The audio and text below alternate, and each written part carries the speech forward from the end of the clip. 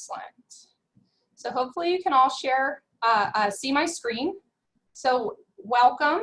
Today's program, you are joining us for the third in our Essentials Class Series with the Quiet Creek Herb Farm and School of Country Living. Today's class is on herbal soap making, and again, we're very glad that you could join us. My name is Dory Cross, and I'm with the Pennsylvania Women's Agricultural Network, and excited to be here with you all today.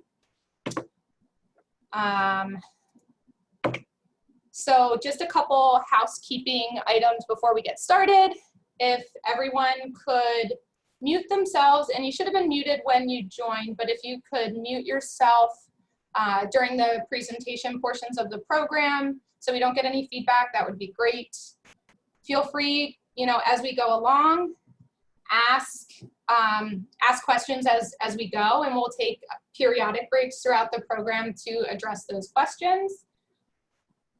We will also be having small group breakout sessions similar to what we had in the first two programs that'll happen around the midway point, and it'll be an opportunity to commune with fellow participants in the program, explore some additional questions, and also take a break, stretch your legs, go to the bathroom, and take care of what you need to do.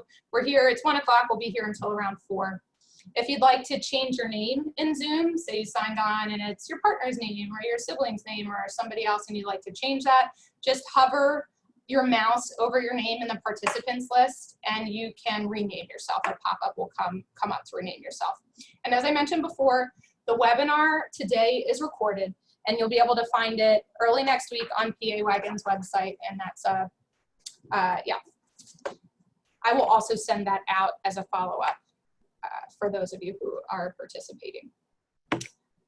Okay, so our agenda. So I already shared this. My name is Dory Cross. I'm here with the Pennsylvania Women's Agricultural Network. Following this short introduction, we'll be hearing from Karen Orner and the Clearfield-Jefferson Drug and Alcohol Commission. And then we will have the great fortune to hear from Rusty Orner, Cecilia Mano, and Sarah Graziano for the Herbal Soaps program. We will be doing a gift draw, so there's an opportunity to win soap making supplies and materials, a kit. So definitely make sure to stay around till the end of the program when we announce those names, and we will take more time at the end for questions.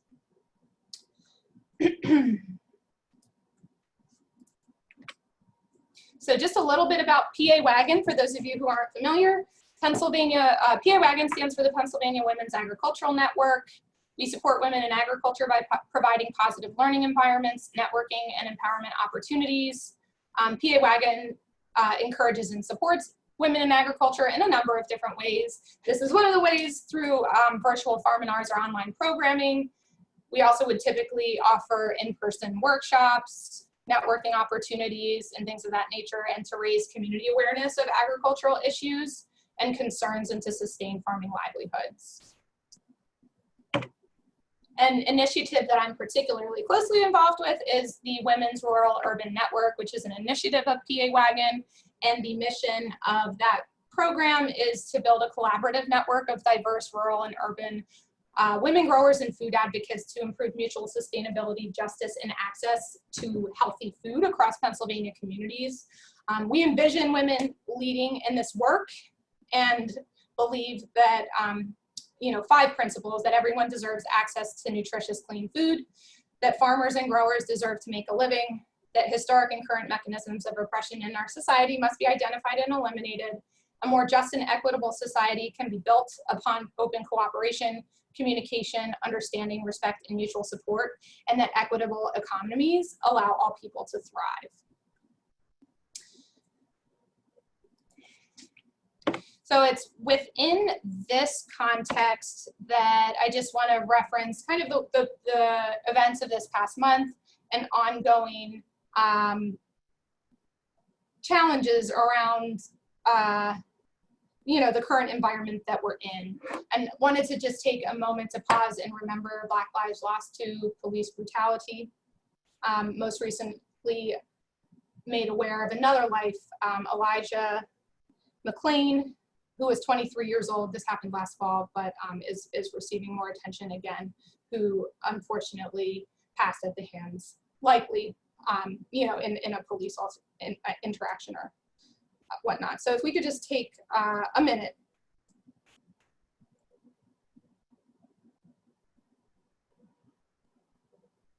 I appreciate you. So racial injustice is one of the many ills of this country, and in particular through the PA-WAgN's Women's Rural Urban PA-WAgN's Rural Urban Network. We are working again to address and eliminate historical injustices, whether it be related to sex, gender, race, class. And I'm sharing here with you this graphic from colorlines.com about being a racial transformer. There are a number of different ways to get involved if you're called to do so, and encourage you to explore those opportunities in your own communities to support Black and Brown folks. With that, I also wanted to share we do have an upcoming program. This is an in-person program with the Black Urban Gardeners and Farmers. It is an introduction to the Homewood Historical Healing Garden space that they are currently building out at their Homewood Historical Farm. The date for the program is Saturday, July 4th, and the rain date's July 18th. It's from 12 to 5, and there will be a dinner to follow.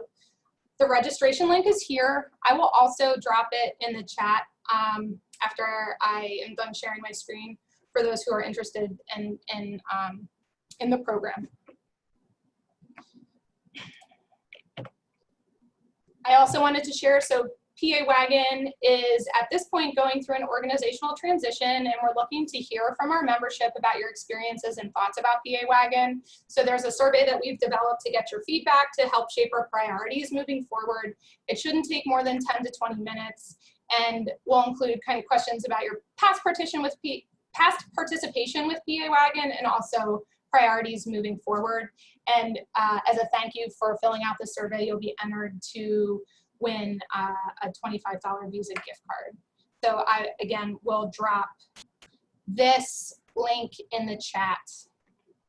And my last bit, before we, actually, I guess I can wrap up and turn it over to Karen, but what I can share is that there will also be an evaluation survey that's going to go out at the end of the program. I'll also send a follow-up email, but please make sure to fill that out. So let me just stop my share, and I am going to turn it over to Karen Horner with the Clearfield Jefferson Drug and Alcohol Commission. Karen, take it away. All right. Well, thank you so much for being a part of this today. I'm excited that we're able to offer this class on soap making. Typically, the Clearfield Jefferson Drug and Alcohol Commission sponsors with or collaborates with Quiet Creek to sponsor field trips for 5th grade students in some of our elementary schools. And because of COVID, we really weren't able to do that this year. And I'm grateful that we were able to do something in light of our current situation. This seemed to be the best option. In addition to our classes, we also sent home some gift bags with students who would pick up lunches and sometimes breakfast at some of our various schools. And they were provided with some hand sanitizer and some soap, some other products from Quiet Creek, along with some information from the Clearfield Jefferson Drug and Alcohol Commission. And I hope that if you haven't been able to ever be at Quiet Creek, that you will take a trip there now that the restrictions have been lifted, because it really is an amazing place. And I can tell you that we've been doing the field trips for a number of years, and it's always a joy to see how excited the kids are to experience the farm and to play old-fashioned farm games, things they're not really familiar with. And then also for the teachers and the parents to really see the beauty there and to see their children excited about farming and not only growing things, but how to put them all together to make an incredibly delicious food. So I really hope that you'll be able to get there if you haven't done so. And the field trips came about really as an extension of a program that the Drug and Alcohol Commission does in schools. There are different units or teams within the commission, and one of them is prevention.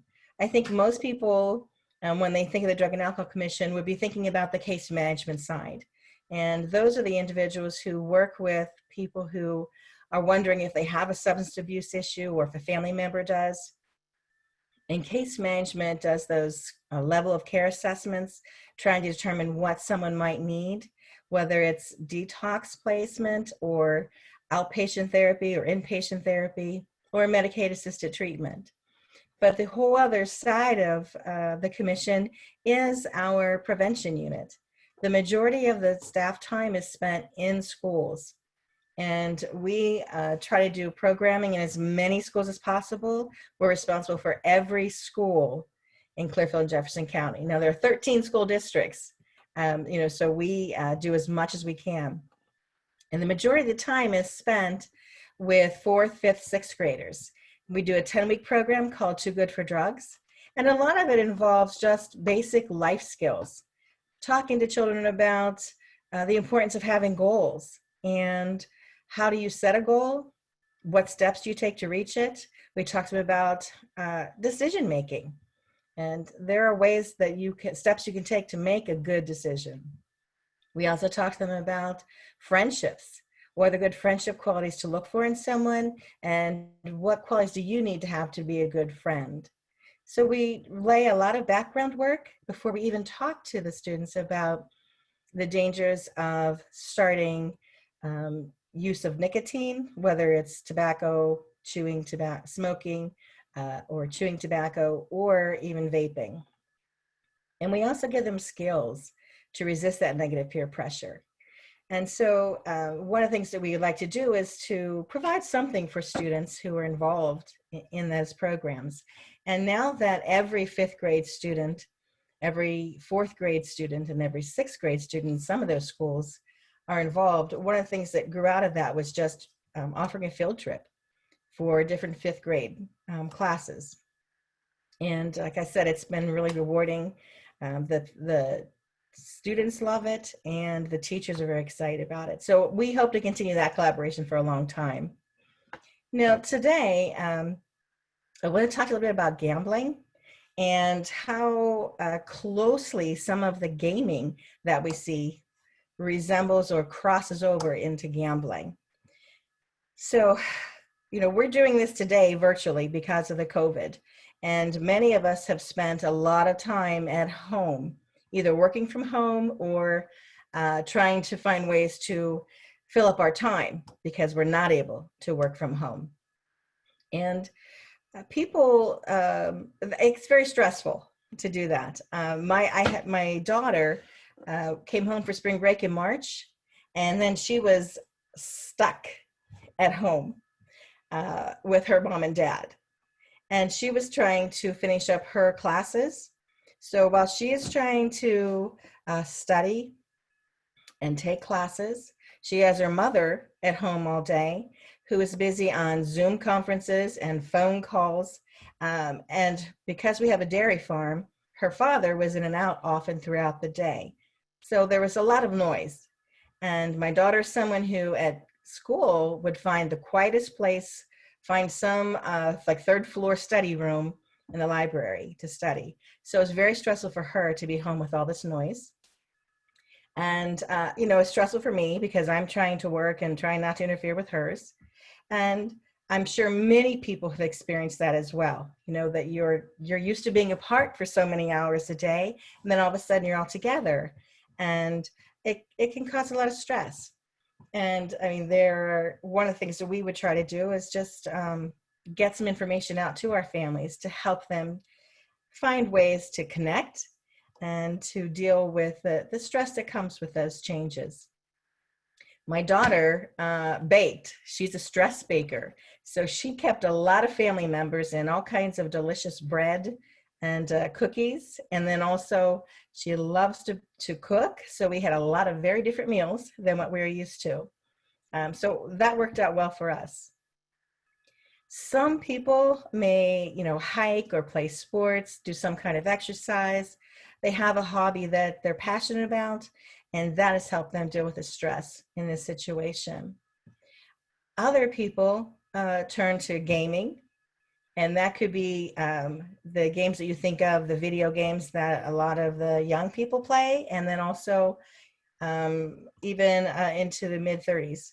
We know the average age of gamers is 35, which is a little surprising. You wouldn't think that.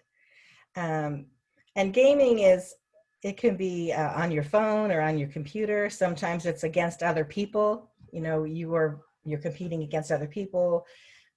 You could talk to them on your headset as you're playing. And what a lot of people don't see is how that can sometimes cross over or really set our young people up for problems with gambling when they are old enough to legally gamble.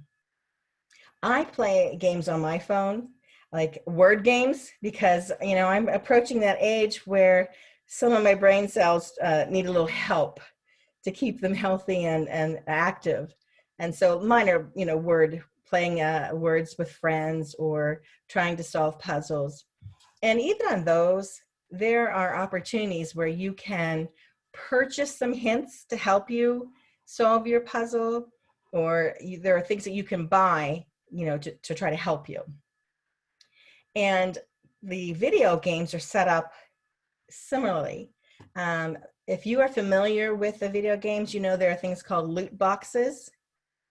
And for a price, you can purchase a loot box, which is essentially like a treasure chest that you're opening and you have no idea what's in it. And the idea is that you will get something in that loot box that's either going to make you be the coolest person in town, coolest cat in the game, or it might get you to the next level. It might help you advance and beat somebody out on an opponent. On the other hand, you could get something that's just a dud. It's really of little value to you. And when we look at the definition of gambling, there are three things that you consider: chance, consideration, and a prize. So in the context of the video games, or even my Words with Friends game or Wordful games, the prize is whatever you get in that loot box. You know, you could get something that's really good. The chance is that, again, you have no idea if it's gonna be something good or not. It could be valuable or could not help you at all. And consideration simply means that you are either spending money or something of value in order to get that prize. So I hope that you can see how easily it's going to be for our youth to be so desensitized to the notion of spending money in the hopes of getting something good in return, yet having no guarantee. There's no guarantee. You can't predict that outcome. And so I really caution anyone who's has youth to really be looking at that and having good discussions with your youth. One of the things that we know in our research is that marketing is absolutely targeted towards young people. And that's across the board, whether it's gambling, alcohol or tobacco, the vaping. And so we really need to be diligent in teaching our children how to really look at marketing. You know, look at who's selling this and what are they saying about it, and really helping them to be mindful consumers. And the other thing with the games is that those loot boxes, there are times when people don't even realize, even adults don't realize that they're actually, like, you hit this button and you are paying for things. We've had kids who've racked up very large bills on credit cards because they just didn't even realize that you hit this button automatically, it's going to go ahead and put that charge on. And, you know, and I bring this up because students are home a lot more. They've been home for quite a while, most since March, and now they have the summer looming ahead. And some are spending a lot of time on video games. And then also adults. Again, some people choose to fill their boredom, their quiet time, or their empty time, I should say, with games, whether it's on a phone or anything else.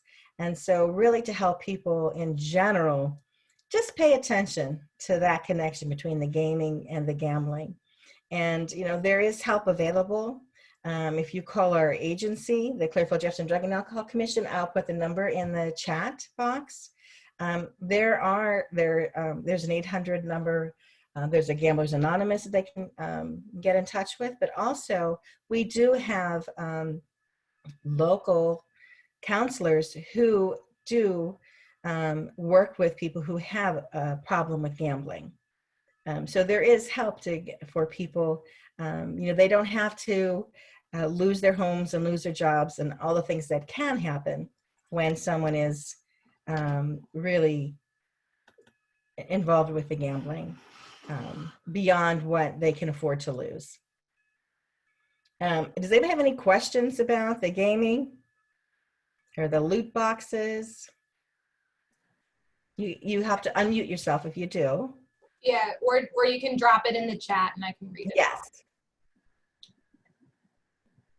So Karen, I'm not currently seeing anything in the chat. Okay. Well, I appreciate everyone's time, and I hope that I'm not going to keep you longer, but I hope that you enjoy the soap making class, and we're thrilled that we were able to be a part of it. And please know that we are out there doing our very best to provide education to our youth and to give them the skills they need to navigate this world that is really marketing things to them that are not helpful for their future. And we applaud, everyone who's the parents who have such a tough job looking at all of the things that are coming at their youth. And again, know that we are available to do presentations. And if we're not in your school and you would like us in your school, have a chat with us, have a chat with your superintendent or your teachers, and we'll work together to bring the educational experiences that are available to your students. All right, that's it for me. I will turn it over to Rusty. Thank you, everyone. Thanks, Karen. And we did get a bunch of thank yous. Thanks for including the info. A lot of stuff I hadn't thought of. So thanks. Okay. Right. Rusty, over to you. We're unmuted now. Okay. And thanks for joining us. My name's Rusty Warner. I'm from Quiet Creek Herb Farm School Country Living. And we're going to be teaching soap making today. I know some of you have joined Claire for the other two classes. And I'm excited to try this Zoom thing for once, because I'm so used to teaching to a live audience. And I know you're all live, but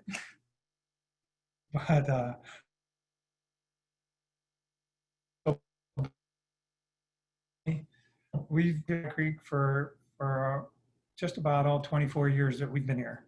We're a 30-acre nonprofit educational farm that teaches sustainable lifestyle techniques. And like Karen said, I sure hope you have the chance to come over and see us physically at some point, but I'm glad that you're able to join us in this context. So we're going to be teaching soap making today, and I'm joined by two of our apprentices here at Quiet Creek, Sarah and Cecilia, and I'll introduce them in a second, and I'll let them introduce themselves. And actually, we'll do that right now. So this is Cecilia. Hi, I'm Cecilia Mano. I've been apprenticing here since the beginning of May so for the month of May, I got credits through my college. I go to Northern College. It's in northern Wisconsin up by Lake Superior. And when May ended, I just decided to stay. But I'm originally from Mundorf, Pennsylvania. So if any of you know where that is, kind of near Clear Creek State Park.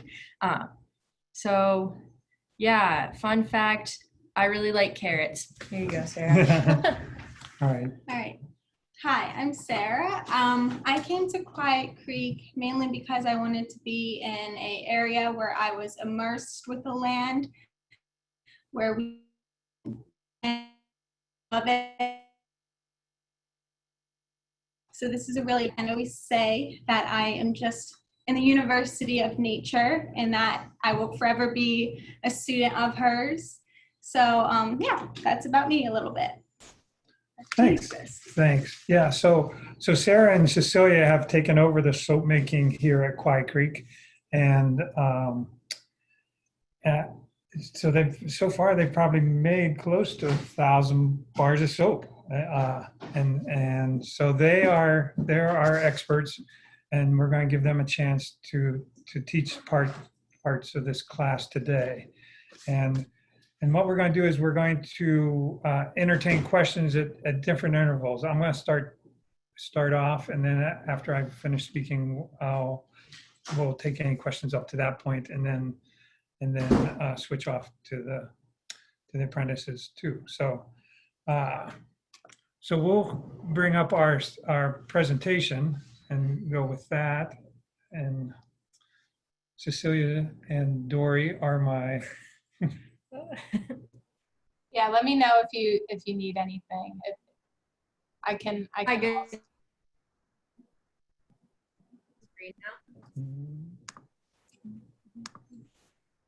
All right. Excellent. Very How's good. that? That's great. Thank you, Cecilia. Can you get rid of those? I don't know if I can. Okay. So this is why we're here, to teach you how to make soap at home, and I'm hoping if you haven't made soap before that you will after this, and even if you don't make soap after this presentation, I think you'll probably choose to buy homemade soap once you see how the benefits of it. And I think you'll probably want to make it because it's really fun. It's really easy. We've been doing it, like I said, for over 20 years now. And I'm going to tell you everything we know. We have a saying at Quiet Creek: there are no secrets at Quiet Creek. And that's the name of the soap booklet that you either have gotten already by JPEG or will be receiving. So inside that booklet is everything that you know, or that you'll need to make soap. And if there's something that's not in the book that I mentioned today, I'll mention that too. So you can take extra notes, but you really don't have to take notes because it's all written down in the book. So this is the kind of the layout that we're going to do today. If you were here actually on the farm, this is the blackboard that you would see, and this is what, after a brief introduction of what we just did, we're going to talk about the ingredients, the equipment used to make soap, the procedure, and normally we'd go through this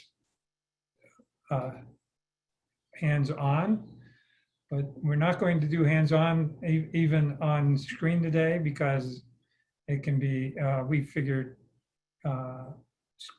slides can be clear to you, but the procedure is measuring and melting the soap, combining it, stirring and stirring and stirring until we reach something called trace. And normally this is why we would have the class in person, so you can see what trace is, but Cecilia has gotten a very good picture of trace, so we'll be sharing that. And then the additions for the soap. So scenting, the herbs and the things that we put in the soap, and along with the essential oils, and then coloring, curing, cutting, and wrapping. You'll see at the bottom of the screen there, that is the science behind making soap, or the chemistry. And this is all the chemistry that I'm going to share with you today. You don't have to know this chemical equation to make soap. Just know that we start off with some type of fat, which is that C3H8 configuration there. We start out with some fat or oil, and we add sodium hydroxide, which is also lye. And people get really scared when they hear about making lye soap, but lye soap, the only way we can make a hard bar soap is with lye. So even Dove Ultra Sensitive has lye in it. And what's important to realize is it's a chemical reaction that we're talking about. So we start out with two different compounds or substances, and we get something completely different on the other side of that arrow. So the chemical reaction of between lye and fat equals glycerin and soap. So actually 2/3 of the bar that we end up with today will be soap and 1/3 glycerin. There's no lye left in there and there's no oil left in there. And so it's a completely different thing. So you don't have to be scared of making lye soap and worrying about the lye being so harsh that it's going to burn your skin off. Typically, that's what scares people about homemade soap is that, oh, you use lye, but you use lye for, like I said, commercial soap is made with lye. And the interesting thing is commercial soap is made with a lot of other things.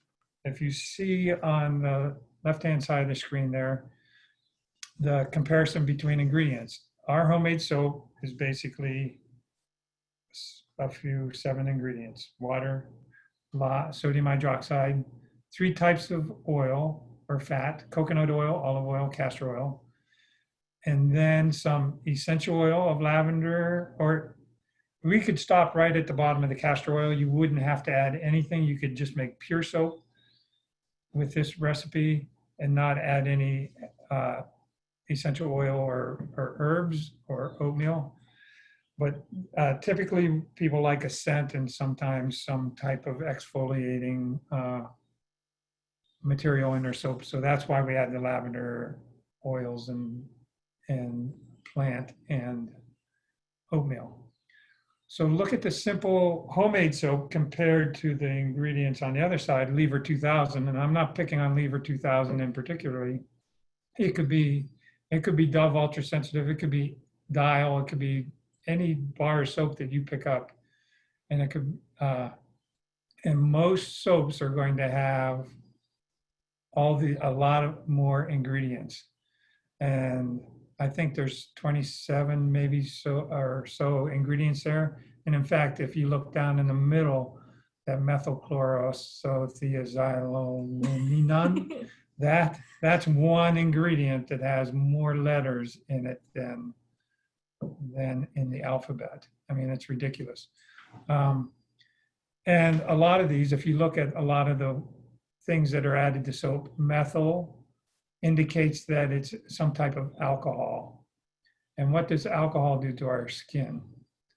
It dries it out. So they're taking a good product, some kind of fat, some kind of lye, sodium hydroxide, combining it, getting soap, but then they're adding all this other stuff. And a lot of times they take out the glycerin, and they take the glycerin and they make other ingredients and other beauty products out of it. And then they'll add colorants and things, alcohols to make it harder. They'll use certain chemicals for penetration enhancers, which drives the soap further into your skin to take out more dirt, which sounds like a good thing, but it's not a good thing to be putting in, to be driving all these other chemicals into your skin. And plus, we have to remember downstream, once the soap leaves our shower, goes down the drain, it goes into either a septic system or a sewage treatment plant. And at the sewage treatment plant and in the septic system, the bacteria is removed, but the chemicals are not removed. So a lot of these chemicals are going down the drain and into the stream and affecting people downstream that are drinking the water, and and definitely the amphibians and the other insects and critters that are living in the stream. And amphibians are a good indication of water quality, and a lot of times we see that they're born without they hatch out of their eggs without legs, or a frog's tail will not be absorbed back into its body. A lot of times it's because the penetration enhancers that are being dumped out of our commercial soap are allowing things to be driven into their thin skins. So that's my little preaching about the evils of store-bought soap. But we'll look at the other side of that screen, and it shows rating of soap safety. There's this website, ewg.org/skin-deep, and you can look up any of your beauty products, soaps, deodorants, toothpaste, and it will give you a rating for the safety on how reactive it is to like allergies and immunology, immune systems, and cancer risks. And out of the almost 1,500 soaps that are on that website, only a third of them were of low hazard. The rest of them are moderate to high hazard. And so that tells me that a lot of the soaps that are being sold out there could be a lot better without adding all these things. So let's just look at, let's go on to the next screen and start with the equipment that we use for making soap.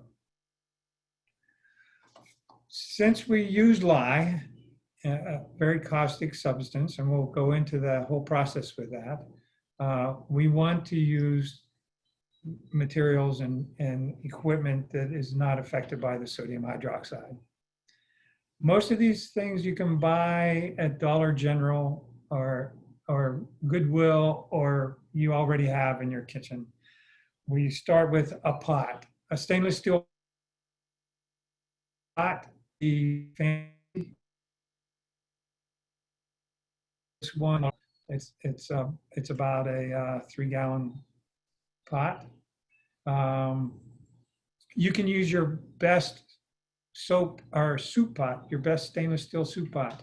And people say, "You mean you're gonna make soap in my pot and then cook soup in it?" Of course, because after we get done making soap, it's going to be cleaner than you've ever had your pot be before. So definitely you can use your good cookware as long as it's stainless steel.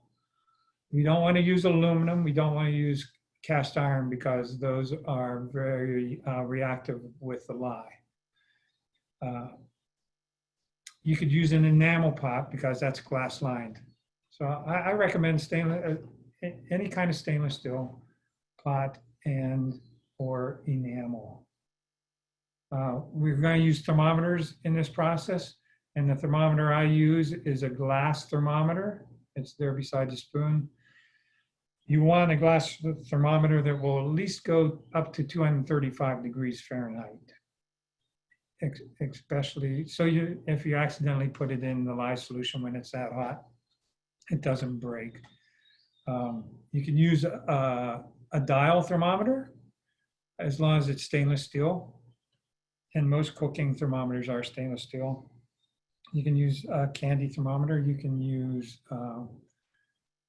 I've learned from some of my other students that they've used one of these infrared digital thermometers, not digital, it's infrared, but it's like a gun.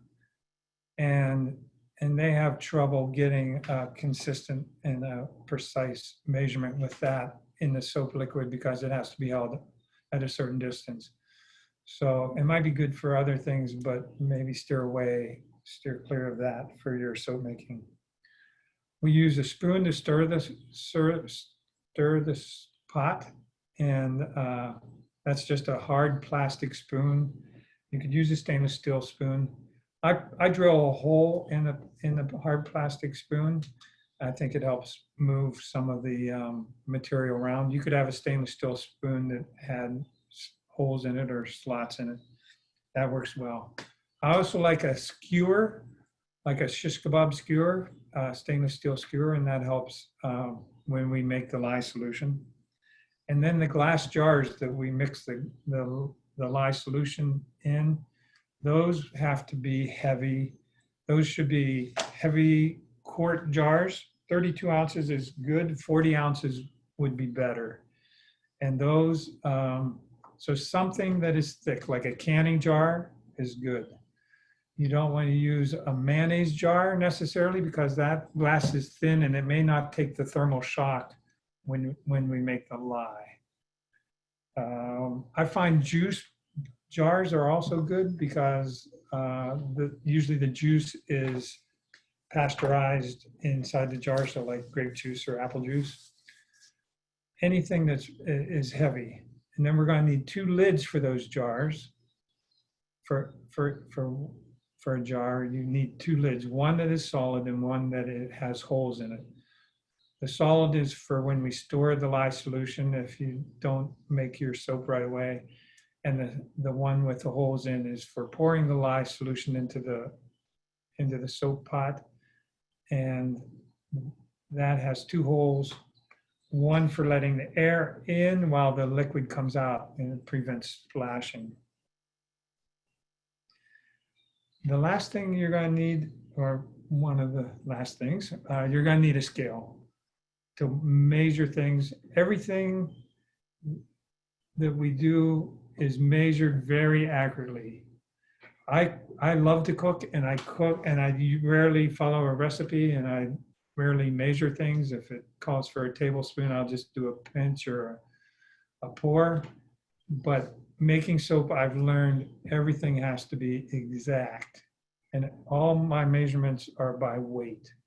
So when it says 32 ounces of water, that's 32 ounces by weight. And when it calls for the oils, that's by weight.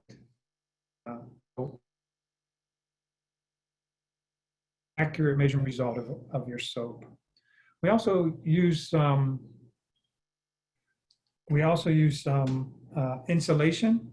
We'll take blue board insulation, which you'll see later on in the slide, and that helps keep the heat in the mold at the end.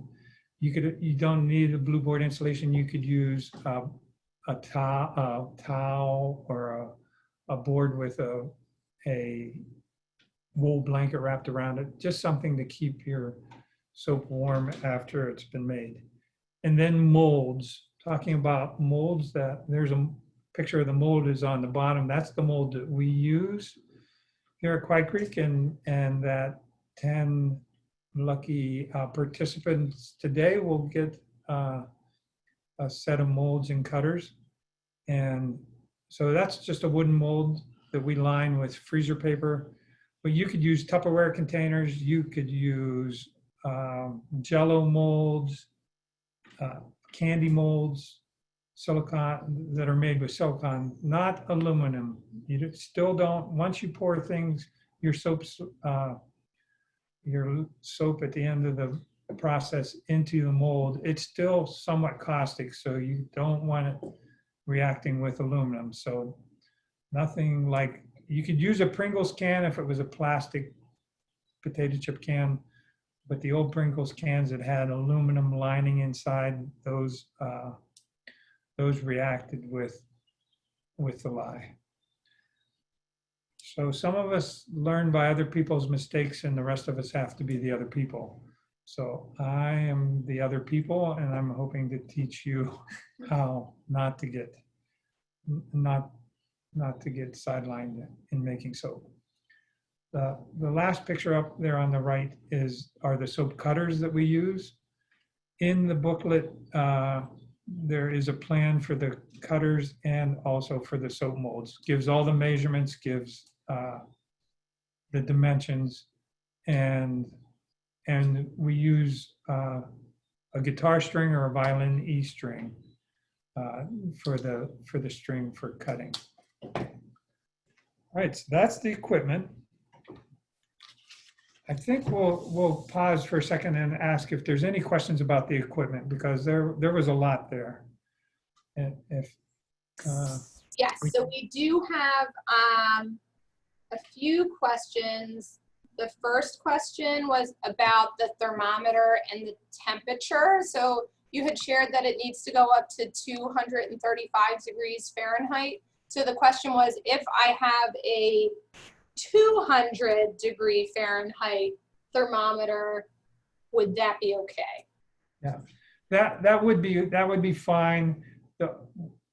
Just do not put it in the lye solution, because the lye, and there's no reason to put it in the lye solution right after the lye solution's made. And that will make more sense as we go through the process. Typically, we're only working with temperatures between 80 degrees Fahrenheit and 100 degrees Fahrenheit. So that thermometer will be fine. Just don't put it in new lye solution. And then another question about the thermometer. Do you have a recommendation on where to buy or a supplier that you prefer? Sure. We get ours from NASCO catalog, NASCO. So NASCO Scientific, they supply science lab things for school supplies for a lot of school labs. That's where I buy my glass thermometers, and I buy the ones without mercury in them. So it's just a non-toxic red alcohol solution that's in the ones that I get. All right. One more question. What was the content of the container with the red lid in page 1? It's a lie. Okay. Yeah.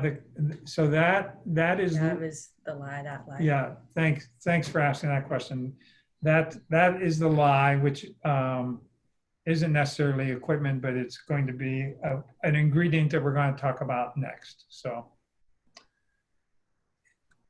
that's it. Okay, so we'll go on with the ingredients, and let's answer that first question. What was that was a Red Devil lye bottle. So Do I want? lye, also known as sodium hydroxide, is, like I said, imperative in making soap. You want to buy. Here's an example of a bottle that you can buy at most hardware stores. The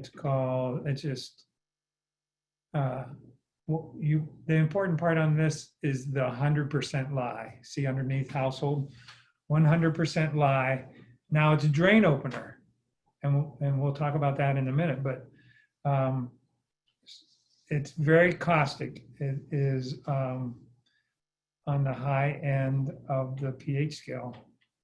And or is it low? I don't. High. It's high. So yeah, this is why I have these students that have taken chemistry lately. They know the answers to some of these questions. Yeah, so it's at the high end of the pH scale. So you want 100% lye. Not all drain opener is 100% lye. I had a woman call me one time and say, Rusty, I have Drano. Can I use Drano to make soap? And I said, well, does it say 100% lye on it? No. I said, doesn't it have like blue crystals in it? And she goes, yeah. I said, well, I wouldn't use it because it needs to be 100%. And so she hung up. And then she called me back about 5 minutes later, and she said, what I meant to say was, I use Drano to make soap. Do you think it's okay? And I said, no. I said, what's it look like? She said, well, it smelled terrible and it looked terrible. And I said, well, I don't think I would use that soap. And then a couple of weeks later, she called me and she said, whatever you do, tell your students not to use Drano for their soap. My husband used that soap on his face and it burned his skin so bad. And I said, which part of no didn't you understand? But anyway, so that's a lesson. That's one of the things, learn from other people's mistakes. You want to use 100% lye or sodium hydroxide. It's also called technical grade sodium hydroxide, NaOH. I buy mine from a chemical, a janitorial supply company called Americhem. It's spelled just like it sounds, Americhem, C-H-E-M at the end. And it used to be owned by Univar, U-N-I-V-A-R. But anyway, I buy by the 50-pound bag, and that's unless you're going to get into it commercially, you probably want to just look for a small container like this. Rusty, is 100% lye something you can find in the hardware store? Yes, yes. So this jar, this bottle you see right here came from our local Ace hardware store. Yeah, and it generally runs about $4 to $6 for that 12 ounces, whatever it is. It's reasonably priced, and oh, sorry. yeah, you don't want to get it in. I mean, it has a poison danger, all that. It reacts violently with water, and if you got a crystal on your hand, or it would cause a chemical burn. So we're going to show you the proper way to handle it. Yeah, but go ahead, Dory. Yeah, it was another lye question. So this container says household 100% lye. What is the difference in food grade lye with drain opener versus perhaps household lye or another type of lye? Is there a difference? I don't know the answer to that question for sure. I don't know as far as food grade. I would say food grade is above technical grade, which is above. So if you have food grade lye, that would be, I think that's fine. They do use it to make like pretzels, I guess. It's a part of the process, but you just want to make sure that it's pure NaOH and no additives to it. And the granules are better than like the flakes. Yeah, very good. Thanks, Cecilia. So you can sometimes buy lye in flakes, and that works, but they're a little harder to dilute. I prefer the granules. So if you would open this up, it just looks like salt and like table salt. If you're buying it from like Americhem or Univar, it's called caustic soda micropearls. That's another name for it, micropearls, and those like little BBs. So I guess if you would look at it under a microscope, it's not like salt crystals. It's more like beads.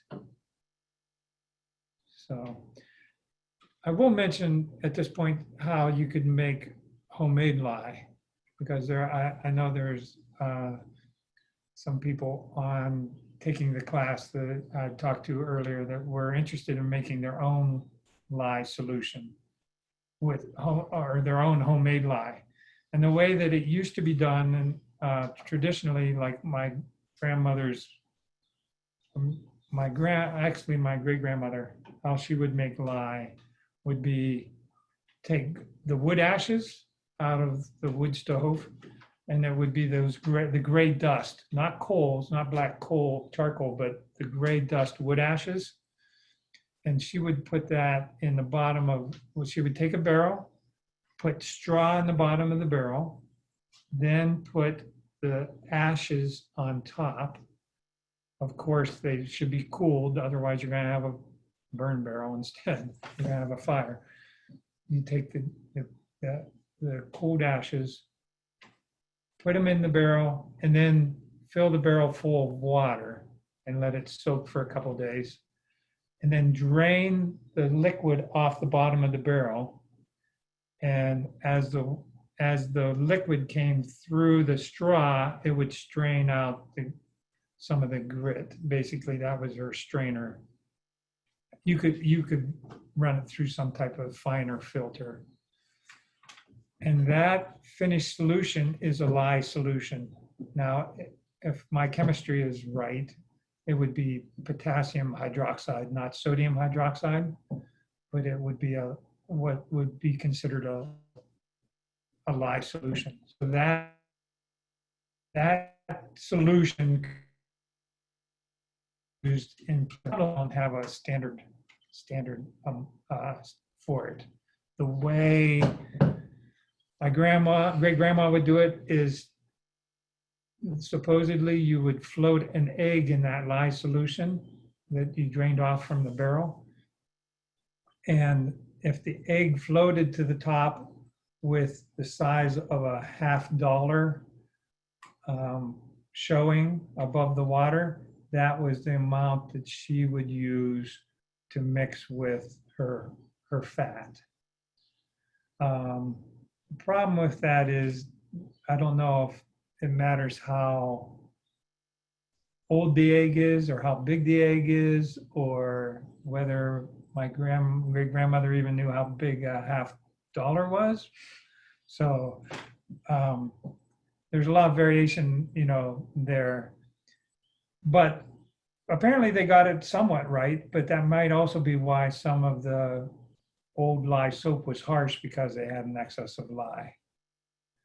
But if you do choose to make it standard, or, a lye from wood ashes, you could try that floating method with the egg. And if it floats too high in the water, you just add water to sink the egg a little bit. If the egg doesn't float in there, then you'd have to evaporate some of the water out of the lye solution. I have made lye, but I've never, out of wood ashes, but I've never used it to make soap. I used it to take hair off of deer hides. It worked very well. And it smelled just like my lye solution that I make with this drain opener. Rusty, right. does lye ever go bad? Lye in bad, little hard. Can you repeat that? The sound cut out a little bit. Oh, yeah, I'm sorry. Lye does not go bad, but if it gets moisture in the container, it can get very hard, like a block of salt wood.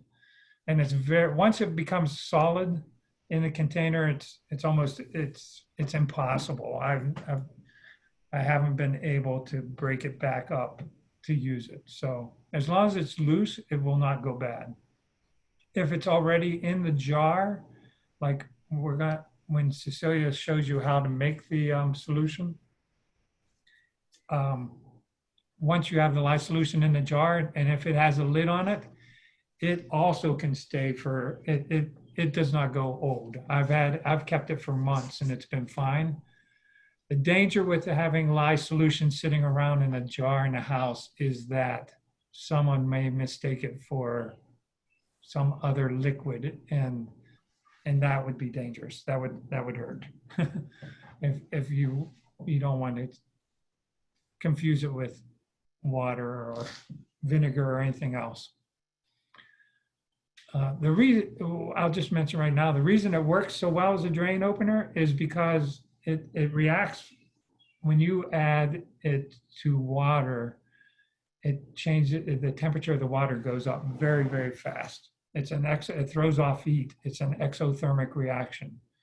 And so if you have a clogged drain and your sink is full of water, you pour that lye into the water, It heats the water up, first of all, so you have very hot water pushing against that clog.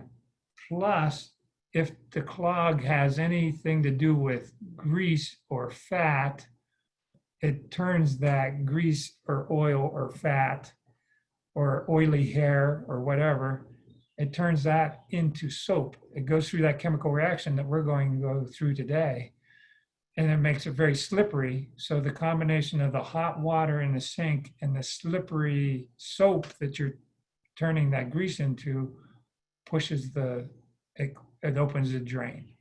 So that is why, that's why lye is used as drain opener. Okay. I don't know if you talked about the fat. No. Any other questions about lye? Okay. The other half of the soap making process, or ingredients, is oil or fat.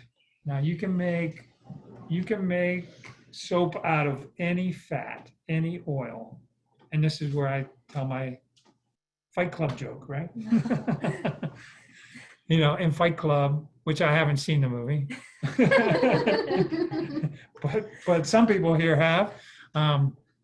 They make soap out of human fat from the liposuction lab, and then they sell it back to the people that were getting liposuction, I guess. But it's kind of a subplot in the movie, if I understand it right. And then there's some phrase I'm supposed to say, but I forget that one. Don't talk about lye. Don't talk about Fight Club. Oh, yeah. First rule, Fight Club. First rule. So we're not going to talk about Fight Club. Okay. All right. So anyway, so you can use any kind of fat or oil to make soap. Traditionally, soap was made with whatever my grandma had left over. You know, bacon fat. When they butchered a cow, they would have beef fat, and then they would render that into tallow, or pig fat, and they would render that into lard. And so you could use any animal fat, which if we would go back to that Lever 2000 slide, we don't have to, but look on any commercial bar soap that you buy, Lever 2000, and one that really surprises me even is like the one recommended by 10 out of 10 dermatologists, Dove Ultra Sensitive. The number one ingredient on Lever 2000 is sodium tallowate. And sodium tallowate sounds like some fancy chemical or something, but really it's tallow, which is rendered beef fat, which is probably coming from byproduct of McDonald's and some CAFO, and sodium hydroxide, which is drain opener. So these commercial bars of soap, the first ingredient, sodium tallowate, sounds nice and fancy, but they're kind of lying about what's in the soap. It's really beef fat and beef fat and drain opener, but no one would buy their soap if they put that on the ingredients. So they make it sound fancy. Sodium tallowate. Sodium cocoate would be cocoa butter and lye. Sodium palm kernelate is lye and palm kernel oil. So you can kind of look, and those will be the first ingredients is in the soap because that's what it is mainly made out of. Our recipe uses 3 different oils. Coconut oil, which is the solid oil in the bag in the back there, and that is a hydrogenated oil. We find that hydrogenated oil is easier to make into soap, reacts better with the lye. To use hydrogenated oil. I wouldn't eat that, but I definitely would make soap with it. And we use olive oil, and I've made it using pumice olive oil, but we've upgraded to grade A olive oil, which is a little bit better, A or B, and is, but you could use you can use extra virgin oil on any of these. It just may be a little longer time to stir and may be a little softer soap. And then the last oil that we use is castor oil. Now we came up with this recipe trying not to use any palm oils. Our original recipe had palm oil and palm kernel oil. And we came up with this recipe to eliminate the palm oils because for environmental reasons. And the way we came up with this recipe was using a soap calculator. Whatever oils you want to use, you can plug into this soap calculator, and it's on soapcalc.net. There's all kinds of calculators on the internet. And what it does is it takes a certain amount of lye to turn fat into soap. And to get the chemical reaction right, every fat has a certain amount, has a SAT value.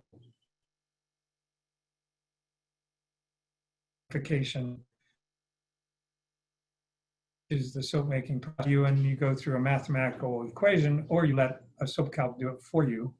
And so the SAT value is different for every oil. So depending on the oils that you make, you get a different SAT value, but a soap calculator will figure it out for you. Each oil or fat gives you a different quality to the soap. For example, coconut oil makes large frothy bubbles. Coconut oil, soap made with coconut oil, the end product would make a very good lather for shaving, but it would be drying to your skin. Olive oil, on the other hand, would make very few bubbles. The end resulting bar soap would make very few bubbles, but it would be very soothing and smoothing to your skin. Castile soap is traditional Castile soap from France is made only with olive oil and sodium hydroxide. And the end result has very little bubbles and actually a pretty slippery soap, but very, very nice, soothing and smoothing. We find our clientele and myself, I like to have some lather to my soap because it feels like I'm getting cleaner. And so we came up with this recipe of coconut oil and olive oil and get the best qualities of both. And then we took castor oil, and that also has some good qualities to it.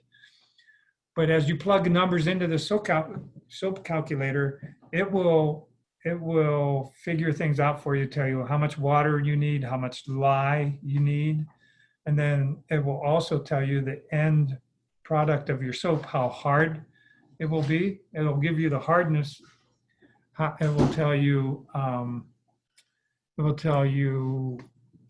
the range that it should fall into as far as how hard it can be, and then it'll tell you what your soap, how hard your soap will be. So say you want a very hard soap, and on a range of 1 to 10, and it comes out at 1, you know it's going to be a soft soap. But if it comes out at 12, then you know it's going to be almost impossible it's going to be really hard. So we just try to fall into the range with the recipe, the recommended range that they have for all the different things. But it'll tell you hardness, cleansing, how good at conditioning it is, how bubbly, how creamy. Lots of properties that are a fun way to invent soap. So you could get carried away using avocado oil and emu oil and all these things, which would be fine, but it also may become cost prohibitive or just too confusing to have all those soaps. So we keep it simple, and have come up with a recipe that everybody likes, all our customers like, because they keep coming back. All right.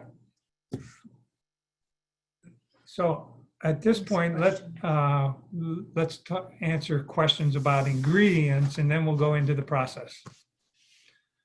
Any ingredient questions? I am not currently seeing any more ingredient questions. All right. If you do have any, feel free to drop them in the chat and I can relay.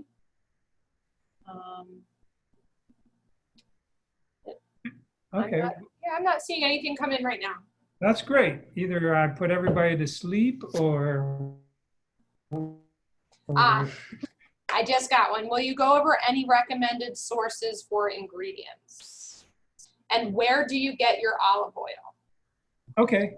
Yes. I'll do that right now. I buy my soap oils from a company called Columbus Foods, and that is in Chicago, Illinois. And they have a complete division called soap. You know what it's called? Yeah, Soap they Maker's told me Choice. Soaper's Choice. That's Yeah. it. Soaper's Choice. And Mike Lawson is the guy that I talk to. He talks to thousands of soap makers a week, he said, and he likes to make recommendations about different oils and things. And I also buy my cooking oils there. You can buy extra virgin organic olive oil, coconut oil from them, and they have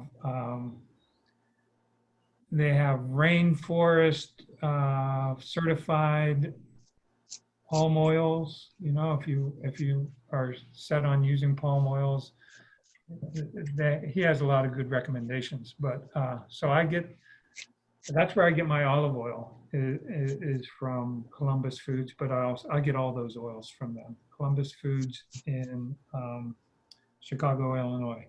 The other good bulk oil place is called Jedwards, Jedwards,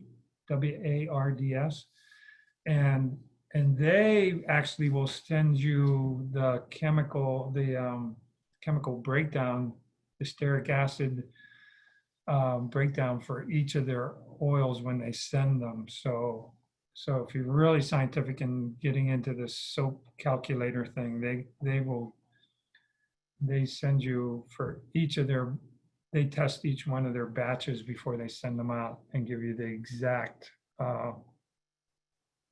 chemical composition. So I've used both, but I really like Columbus Foods and Mike. So, and I'll just mention now, Sarah's going to be talking about essential oils a little bit, and we buy our essential oils from Camden and Gray out of Miami, Florida. And they were recommended to me by Mike Lawson at Columbus Foods many years ago. And they're a mom and pop organization that broker essential oils from around the world. And it's medium to high grade oils. And we really like their product. So I think that's all the equipment or all the ingredients that we use. All right, I'm going to turn it over to. One more question. Sure, Oh, sorry, that's my little one in the background. Oh, that's great. Is it possible to use dried fruit in soap like cranberries, figs, or mango? And then another question is if you have a written recipe and ingredients available. Yeah, sure. So the first part, as far as using dried soap or dried fruit in soap, the process that we're teaching today is, even though there's some heat involved, it's called, it's a cold process, cold soap making process. And so there is, when we finish with the soap and pour it into the mold, it still has some lye in it. The chemical reaction is 95% done, but there's still 5% that has to happen.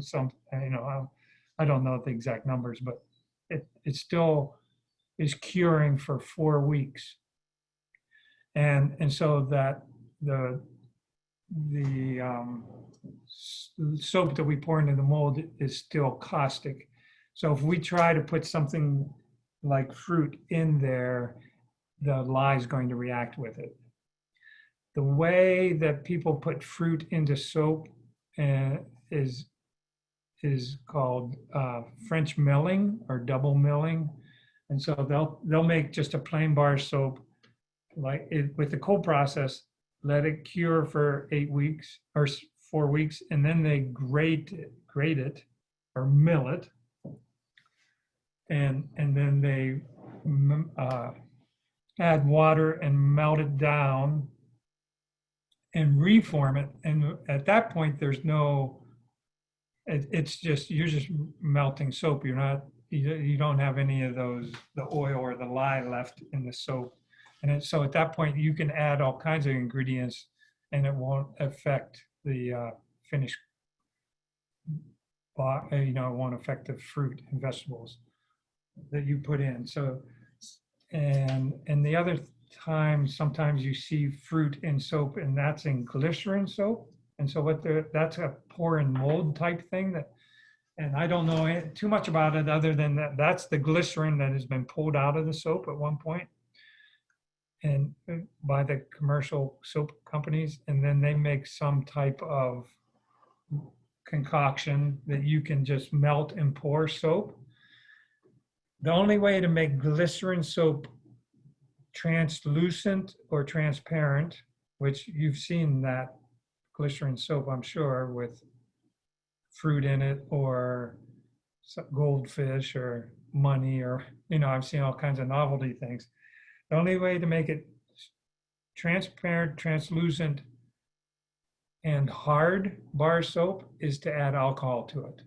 So really they're taking the glycerin and starting with a good thing and then adding alcohol, and alcohol dries your skin out. And so they're really cutting their throat with that and changing the quality of the soap with that type of pour and mold thing. It's a fun novelty thing, and the soap isn't any worse than any other commercial soap, but it would be drying to your skin. And then the second question, I forget already, Dory, what was that? It was about if you have a recipe, and then one other was, do you get your olive oil from Columbus Foods or Jedward's? Yeah, okay. So I get the olive oil, I get all my oils from Columbus Foods. I have used Jedward's for some experimental oils that I've tried, that Columbus didn't have.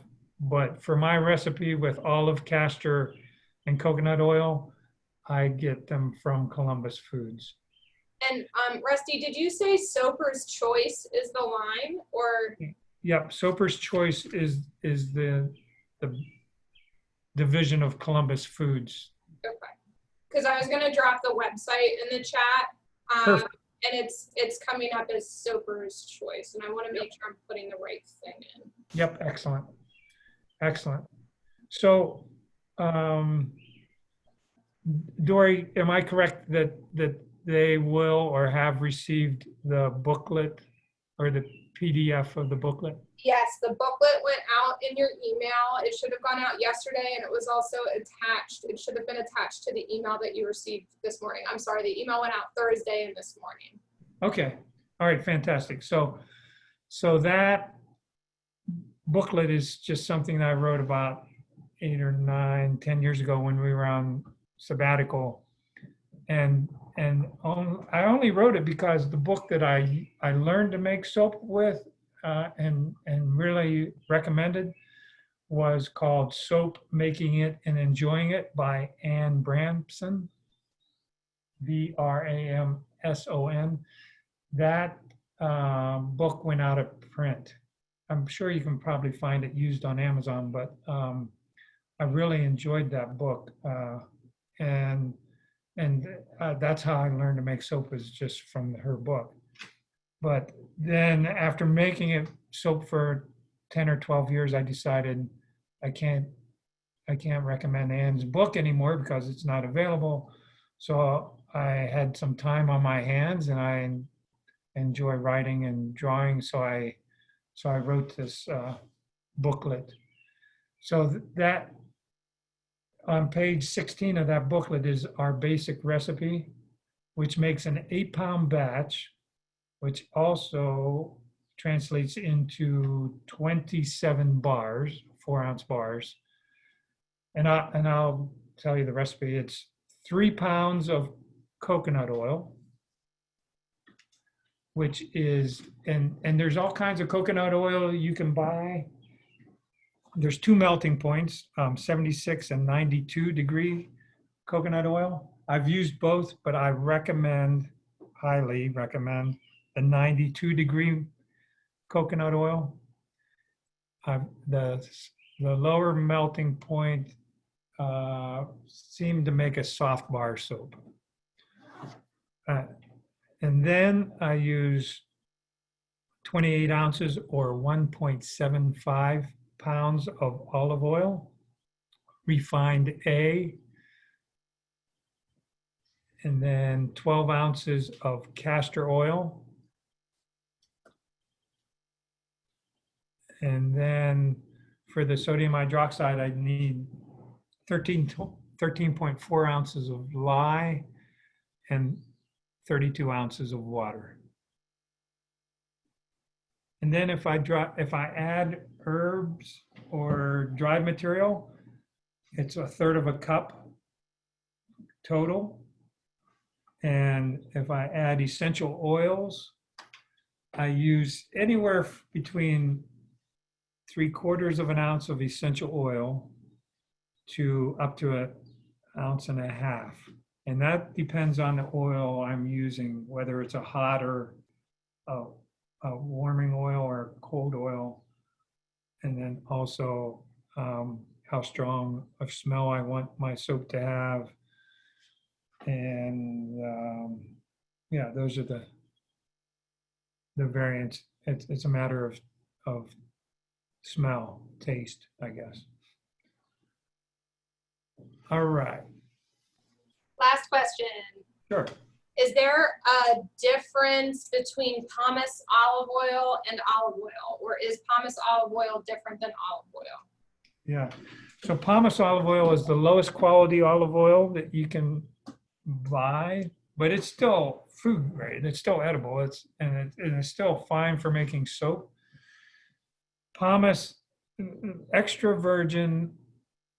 The highest grade would be extra virgin organic olive oil, okay? But extra virgin olive oil is the first squeezing, and it's just from a press. And then they put it through different presses, cold press, then a hot press, and then a press with, and I think refined A and B fall into that category. But then you keep going down, then they add some chemicals to get the rest of the oil out of the olives, and that's more of a chemical extraction with the pressing, and that's where pumice. So at the end you have just this pumice, which is just like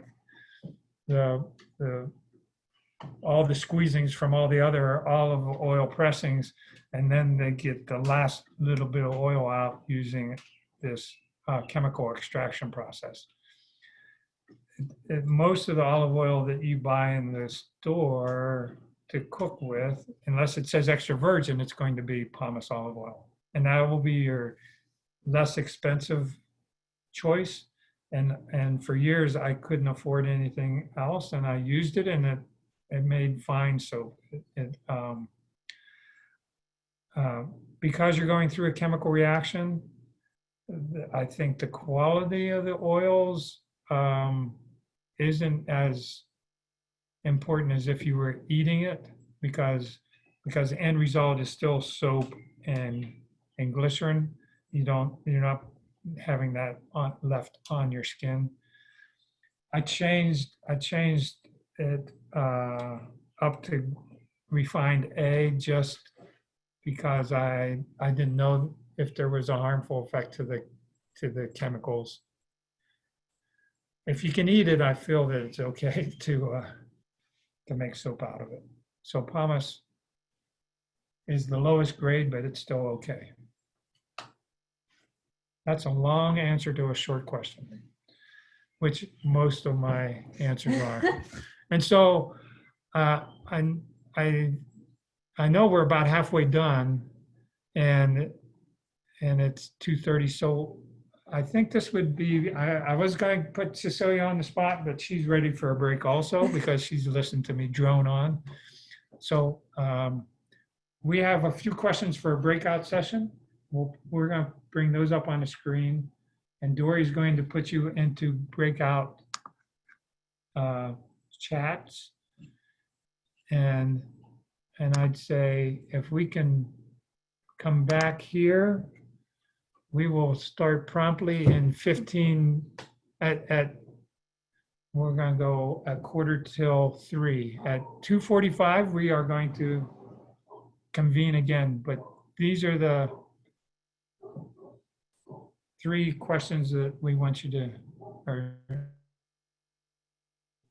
Great. And just a reminder for the breakout sessions, which I'll set up in just a second, make sure when you're in the session to unmute yourself, which you can do the mute buttons typically in your toolbar that's on the bottom left of your screen. And if you feel so inclined, you can also turn your video on. So I'm going to go ahead and break out into groups, and we'll see you back in about 18 minutes. And I'm going to also pause our recording while we do our breakout sessions. Jen, take it away. And you can hear me? Yes. Perfect. Okay, so again, my name is Cecilia, and I'll be doing the next part of it. I want to preface this, Sarah and I talked about this, by saying that Rusty's like a master soap maker. He's been doing it for 20 odd years or something like that. And Sarah and I are mediocre soap makers. We're getting there. We've made a lot of soap so far, but not nearly as much. And I just want to like rest your fears that if you come out with a really lumpy giant bar of soap, it's okay. It gives it character. It's important to remember that this is soap isn't just, it's like an art piece too. And sometimes you just have to adapt to whatever situation arises. So I just wanted to say that. So this picture that we're at now, this is like the first step in preparation. So we're not really in the procedure for making soap yet per se. This is like what we have to do before we can start putting everything together and stirring. And so this is an example of preparing the lye. So you can kind of see in the picture on the left that there's like little granules that are coming out of the jars. We pre-measure the jars. So there's 13 point, you see it in your in the PDF of your book that Rusty made, where there's 13.4 ounces of the sodium hydroxide in there. And then, so you kind of, you have to do it really quick. Like Rusty was talking about how the moisture will make it stick. It happens really quickly. So you kind of shake it up with the lid on so that you're not spilling anything. And then you can start pouring. I also forgot to say, first and foremost, is in this stage, this is probably the most dangerous. So it's really important that you have rubber gloves. Like we have those blue gloves, or like, I don't know what color, like green gloves in the picture, and safety glasses or some sort of eye protection on. That's like paramount in this situation. Another thing for safety is that you should always mix this stuff in some sort of bus tray, or in our case, we have a stainless steel sink, as you can see in the background. That way, if the thermal shock causes the glass to break, you are not shooting lye all across your kitchen counter or something like that. It's much easier to clean up this way. So, and then we have this like long metal thing with, you can't really see at the bottom, but it's actually kind of like a loop at the bottom that works really well for stirring. And when you're pouring in, you should pour in nice and evenly, but make sure that you keep stirring as you're pouring in, because it will collect on the bottom of your, of the jar, which has 32 ounces of water in it. You can kind of see like a line that we drew across. That way, we wouldn't have to measure out exactly 32 ounces of water. You can just go by the line. And also what Rusty said, it's really important to make sure that you mark your jars So they say lie because it looks really cloudy in the picture on the right, but within minutes it's clear and it looks just like water. What else? Other than that, it's really important that, speaking of like the personal protection equipment, you should also make sure that your area is really well ventilated. So you should have some sort of fan on above you if you have that, or at least all of the windows open.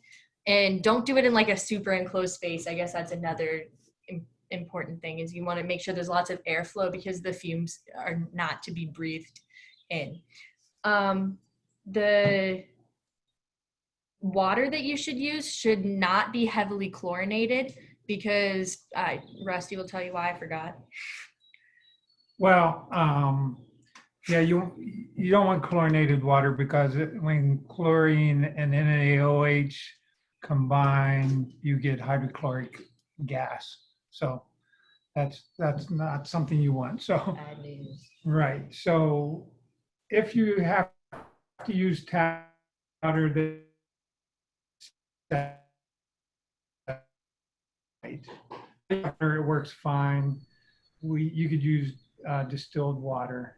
And the other thing I would mention is this: we start out with cold water, which is 40 degrees, relatively, out of the tap, whatever it is, cold water, and it go by the time between the picture on the left and the picture on the right, it's gone from 40 degrees to over 200 degrees Fahrenheit, like right now. So it's really hot to touch. So be aware that that's happening, and you're going to let it cool down. Cool. Yep. Could you use a stainless steel jar instead of glass? Oh yeah, why not? That would be great. Yep. Anything And else? also, we had someone share soap originated in Babylon. This was from the breakouts. Is that? Okay. Yeah. Awesome. Yeah, we'll talk about it. I'll talk a little bit about that at the end. That sounds good. Yeah, one other thing that I'm glad I remembered to say this is that it's from a chemist's standpoint, it's important to add the base to the water. That just makes sure that you can, I think it's just so that you control how fast you everything is reacting with each other, instead if you just poured, it would, what I mean, like it would, if you poured the water onto the lye already, it would be really concentrated. I guess that's the reason. But it's like a chemist's, like that's what my chemistry teacher would always say. For acids, he would be like, add acid to water like you oughter. And it was dumb, but like it's the same thing for bases. Add base to water like you oughter. So just remember that, I Good guess. idea. Yeah. All right. So, Another quick question. I've seen people on YouTube using ice cubes in their lye mixture to speed up the process. Any pros or cons to this?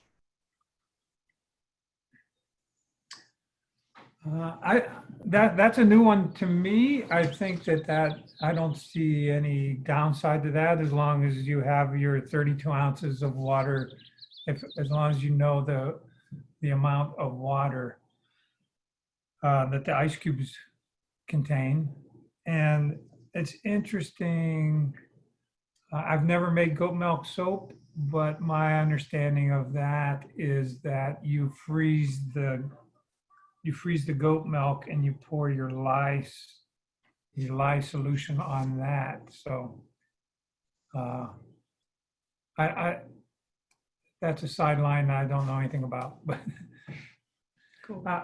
My recommendation for the lye is to mix it. I mean, how I do it is mix it like this, leave it set overnight, so it goes down to room temperature. So if it's 70 degrees room temperature, and whenever we start the soap making process, we want it to be somewhere between 80 and 100. So he's going to share that process. It's easy to warm it up 10 or 20 degrees just in tap water, because tap water is no hotter than 120, 130 degrees. So you won't be in danger of any explosion or anything. So you could cool it down to room temperature, and then the next day heat it up to the temperature that you want. And that's the easiest way to do it. Don't try to cool it down too fast, or don't try to heat it up. Never, ever, ever heat it up on the stove. There's no reason to. I have another horror story about that, but we won't talk about it. It wasn't me. So it wasn't me. All right, go ahead, Cecilia. Cool. So the next step in preparation is to put all of the oils into your stainless steel pot or enamel or whatever you decide to use. We always do double batches, so this is actually 2 double batches. You will not have this many jars unless you're doing 2 double batches.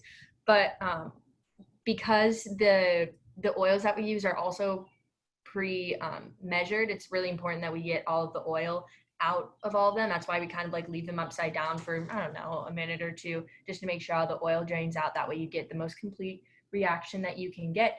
And speaking of complete reactions, another important thing is that you need to make sure that the lye solution and the oils are at the same temperature. So Rusty said anywhere between 80 and 100 degrees. And so we at Quiet Creek here, we have the herb dryer, so we can actually like monitor this thing. So anywhere from 80 to 100 is good, but the important thing is that the lye solution and the oils are the same. And so one way that we talked about to do that would be to have like a cooler, and you could put heating pads in it. He's better at it. Yeah, so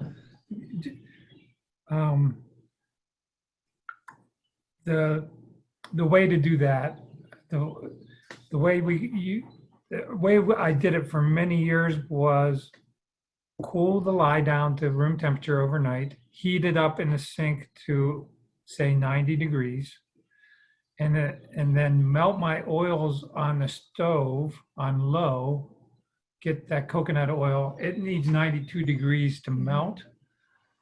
So I would melt the coconut oil on the stove and then add my olive oil and castor oil to that to kind of cool down, but try to get it to 90 degrees.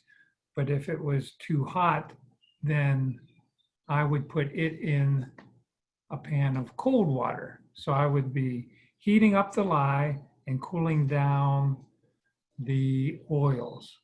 It's kind of a balancing act, and it would take 2 thermometers.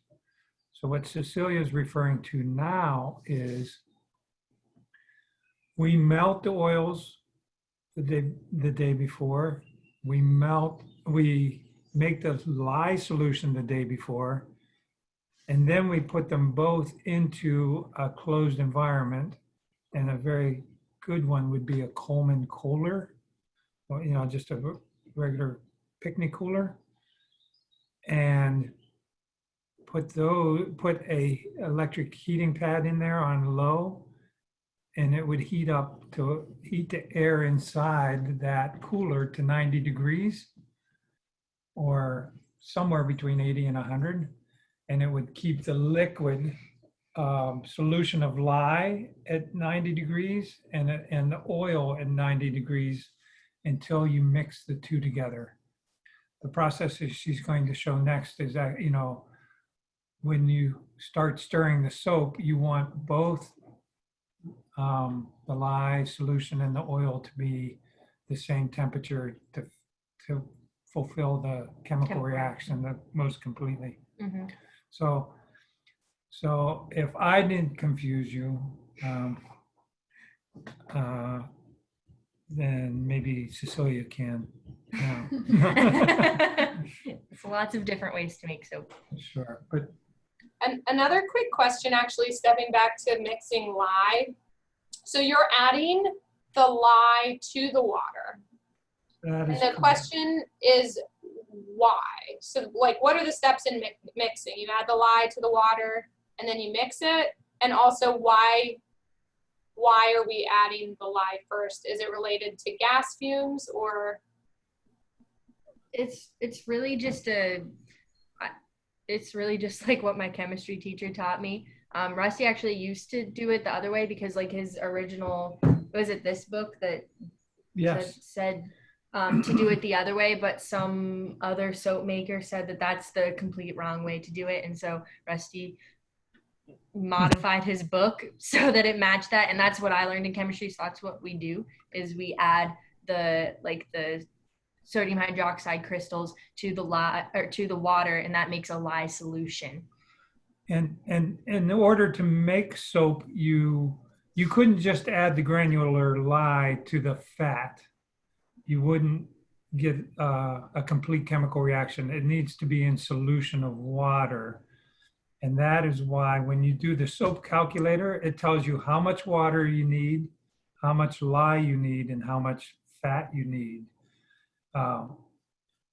to get a complete chemical reaction to make soap. So you can't just add lye to the oil. You have to first add lye to water, and then that solution you add to the oil in order to make the soap. And you pour and stir at the same time. Right. Yeah, and we'll get there. so Sarah's right. You do pour and stir at the same time then too. And then another question about if you're able to use a dehydrator to heat the lye and the oil.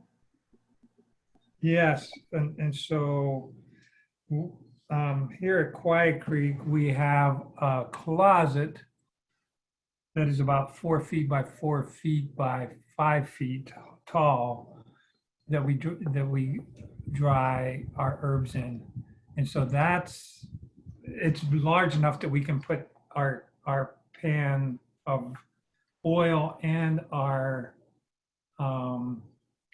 container of lye in there to both get equal container.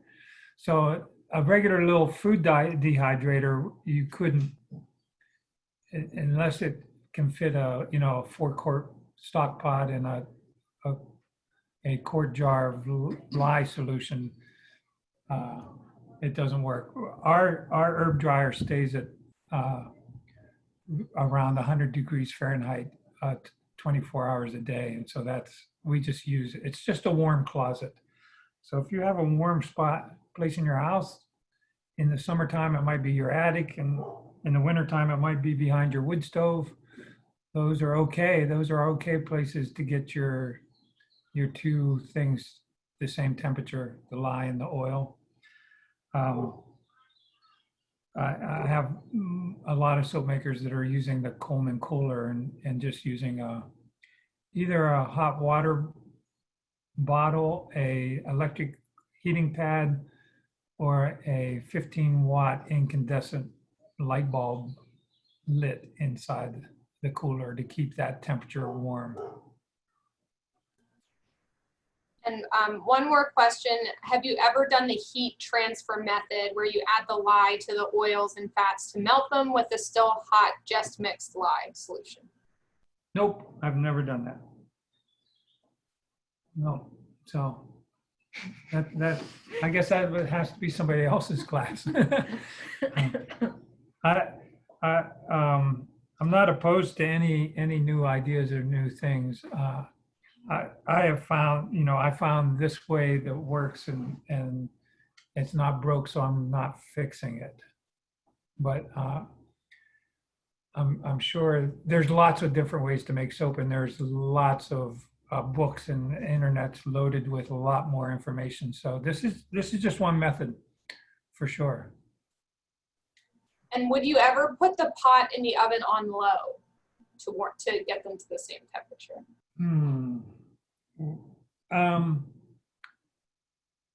The lowest my oven goes is 140 degrees. So no. If your oven can go to 100 degrees and not any hotter, I'd say okay. I'd say that is an option. I would, if I had a jar of lye in there, I would make sure it was I would have my oils in one pot, lye in another pot, because I would not want a jar of lye to break inside the oven. That would be a mess, because it would react with the metals, and it would ruin your oven.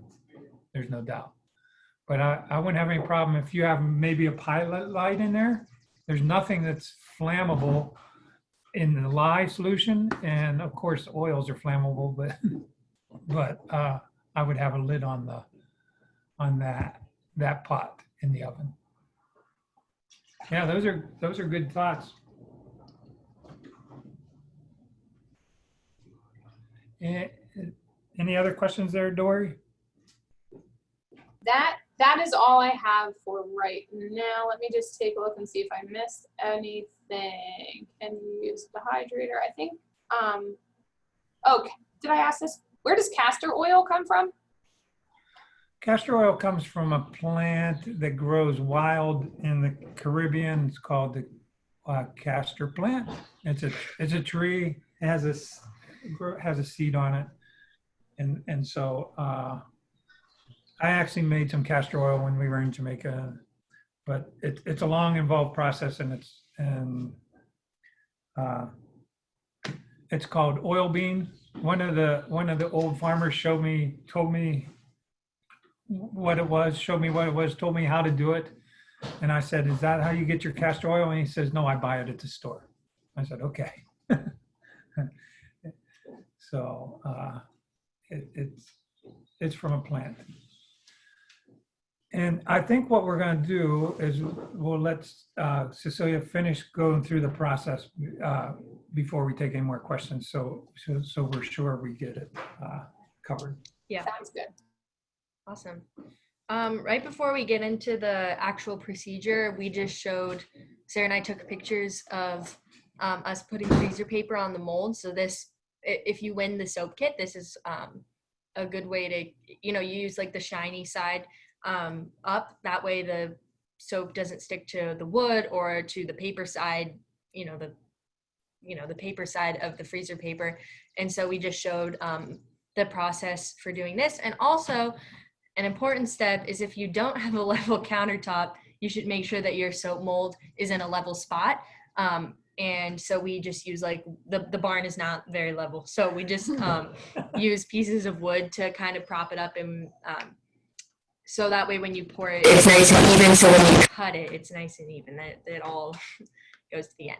So the first step in the procedure is to pour the lye solution into the oils. And so you can see around the pot, we have like an insulation, it's like bubble wrap. And that's another way just to make sure that, we can try to keep as much heat in the, in the process as best we can. Sarah's actually resting the jar on the edge, which keeps her from, making any accidental spills or anything like that.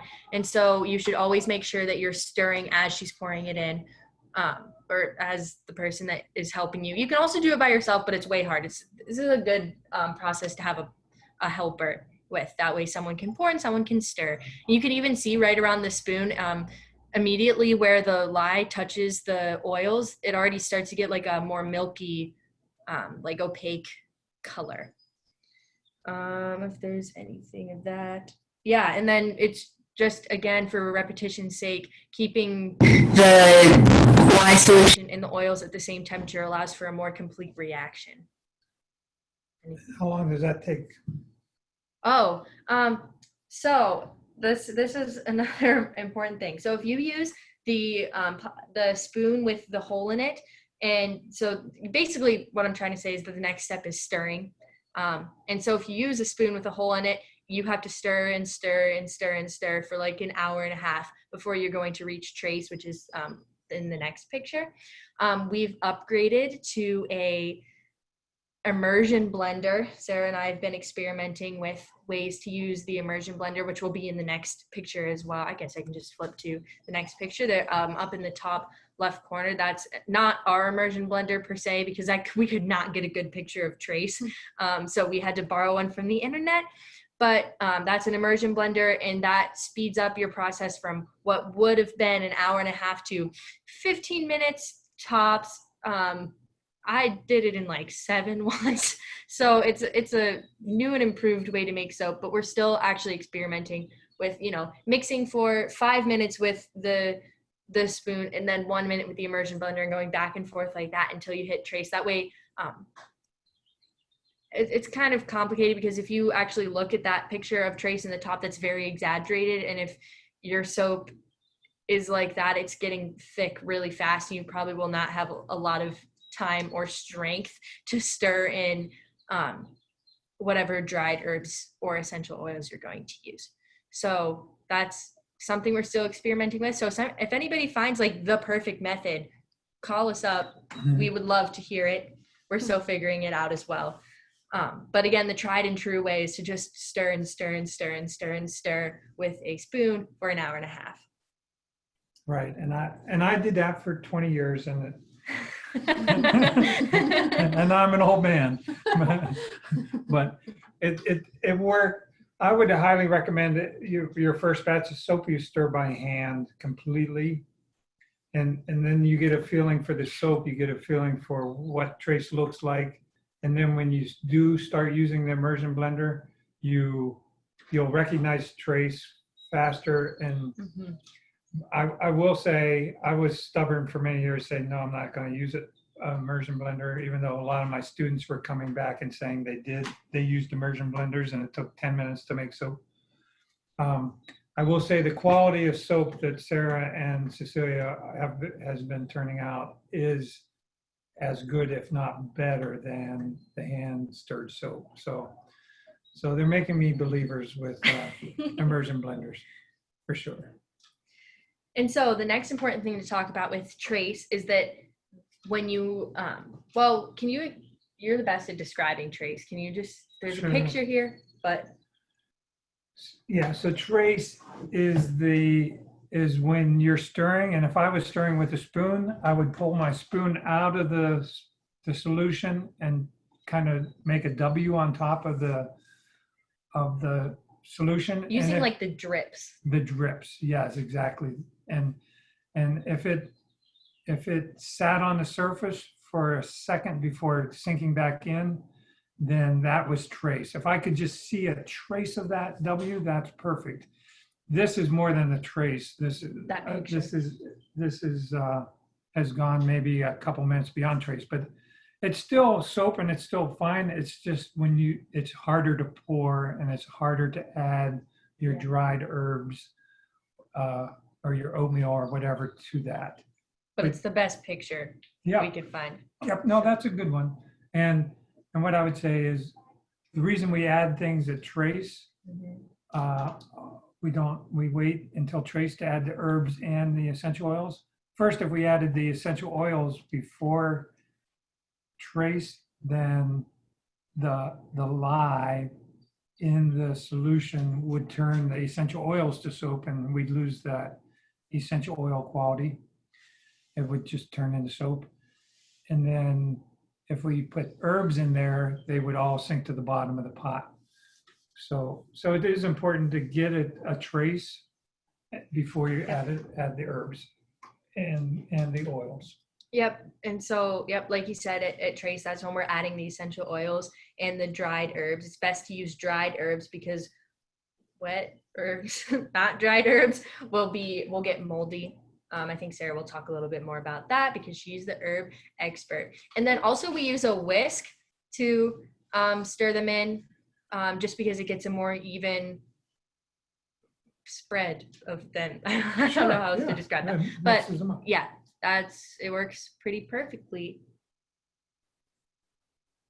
And then the next step is to pour your soap into the mold. So you can see that's what we're doing there.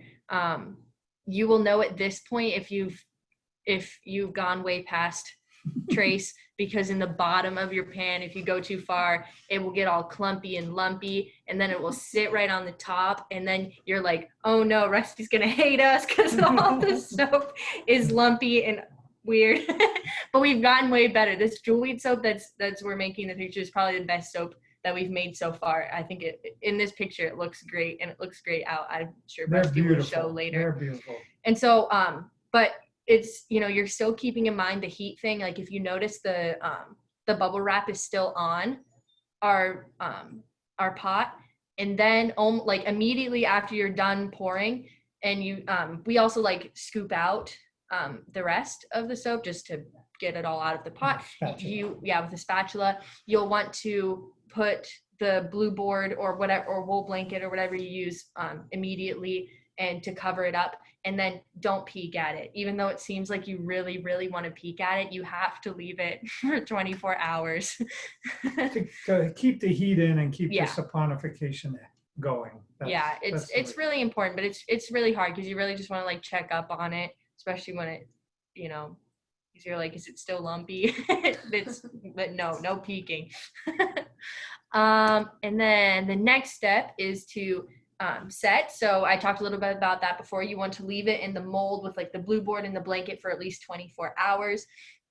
And then at this point, you can take it out of the mold and you're like, oh no, it's lumpy. Like this example is very lumpy. That looks great. Gives it character. And then we usually give it a few more minutes or a few more, like another day or so, whenever you get to it, to dry at this point. So we like peel off the freezer paper and set it up on its edge. That way it can dry for just a little bit longer. That can be like a day. You technically can cut it right out of the mold, but you have to use I know it's hard to use judgment when you're brand new at something, but that's what Sarah and I have been doing. You'll know when it feels soft, and then you should let it dry longer. And then the next step is to cut the soap. And so, like we talked about in the equipment, that's just like a violin E string or guitar string or whatever, and you kind of slide it on. It's important to keep, if you want to have nice straight soap, it's important to push down and pull, or you want like a downward motion and a forward motion at the same time. That way the soap cuts evenly, or else it'll get all wonky and it's uneven, and then the whole bar is the whole thing's uneven, and that's no good. So and then to cure is the next step. So we set them up on bread trays, still on the freezer paper, and once they're all cut, these are what is it, 50, the double batch 54 bars makes 54 bars. So this is a lot more soap than you'll probably have for your first batch that you make. But we set them up and let them dry. And then you have to leave them in this stage for about 4 weeks before you wrap them. And we use a newsprint because it's breathable. Glossy paper is not good because then the water can't continue to evaporate and the bar will get all sweaty, which is weird. Questions? I think it's on to Sarah next. Sure. So this question was somewhat answered in the chat, but I'll pose it again. It's about the solution splattering if you use the blender. Is the solution still caustic at this stage? Yeah, the solution, what's really nice about it is that the lye in the granular form, if one granule got in your eye, it would burn a hole right through your eye. So I always scare people with that. And that means the importance of wearing eye protection and gloves. Once it goes into liquid and into solution, you still wouldn't want to splash it in your eye because it would burn, but you could rinse it off. If it gets on your skin, you can rinse it off very easily. If it would splatter with once you start adding it to oil, it's diluting it even further. And so it's less caustic, but even once it's poured into the mold, I would not touch it with my hands.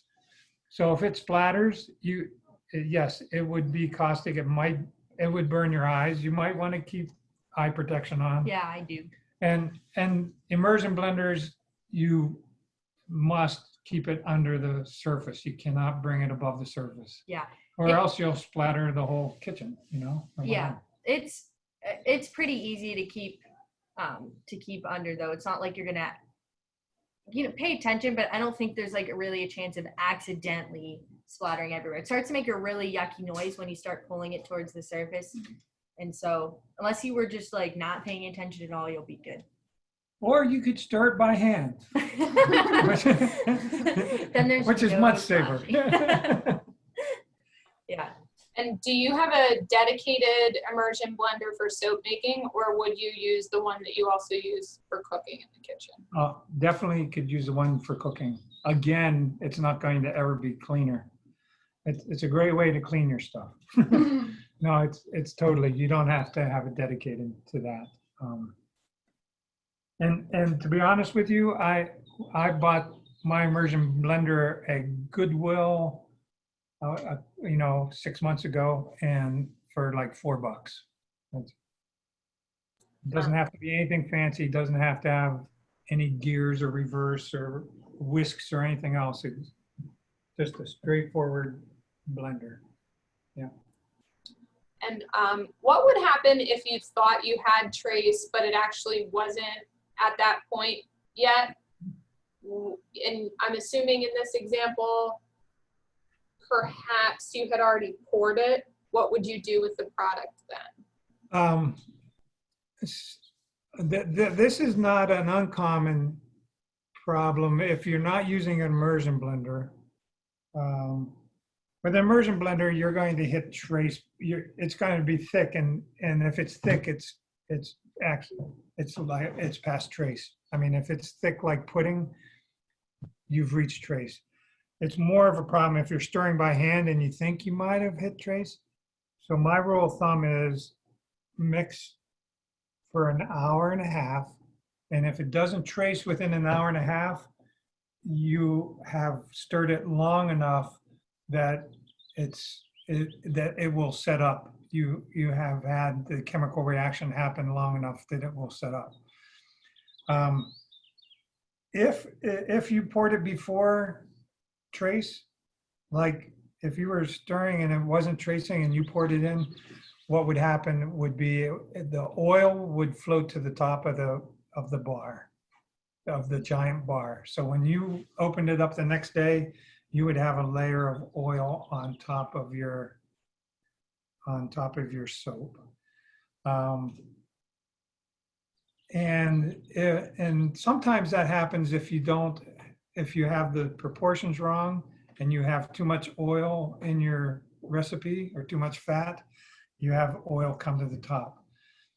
And so this is just troubleshooting, but if that happens to you, I just have taken paper towels and wiped that oil off and scraped it and pulled the bar out and let it dry, and then checked the quality of the soap after 4 weeks.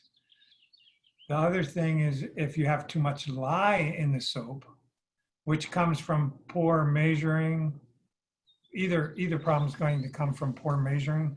If you have too much lye in the soap, and it might be because you forgot an oil, I forgot to put the castor oil in. When you open that bar soap, you're going to have more liquid, like white crystals on top of the soap, and that's lye coming to the top of the soap.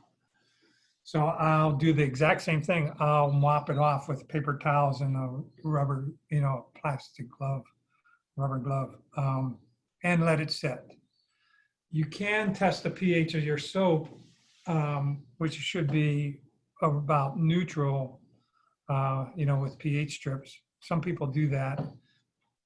I do something that I don't recommend, but you could touch your tongue to the soap after 4 weeks, and if it if it burns your tongue, then it's got too much lye in it. But if you measure your weights correctly, you won't have any, and you wait 4 weeks for cure, 99.9% of the time you will not have any trouble. The feedback I get from soap makers sometimes is that their scale was off and they didn't realize it, and they'll get a problem on either side. And if that happens, what you can do, like if it has too much lye in it, you can add water to it, melt it down, and treat it like double milling it.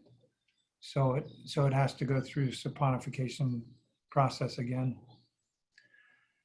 And sometimes you just have to say, well, I'll use that for laundry detergent, or I'll use that to, hang out on my rhododendron bushes to keep the deer away or something like that. Use the soap for something that you're not on your body. So we have a question about molds. There are many singular silicone molds on the market. If they are used like a silicone mold, would you still use a liner? No, I believe you can use the silicone molds, no problem. Just pour into those. What I would do though is I would have a box, or like a box lined with a towel or a blanket, and set the molds in there, because a good part of the curing is that last 24 hours, or the first 24 hours after you've poured. You want to keep that heat in. Even a day later, when we take the soap out of the mold, It's still hot. the bar is still warm. It's still hot, from the chemical reaction.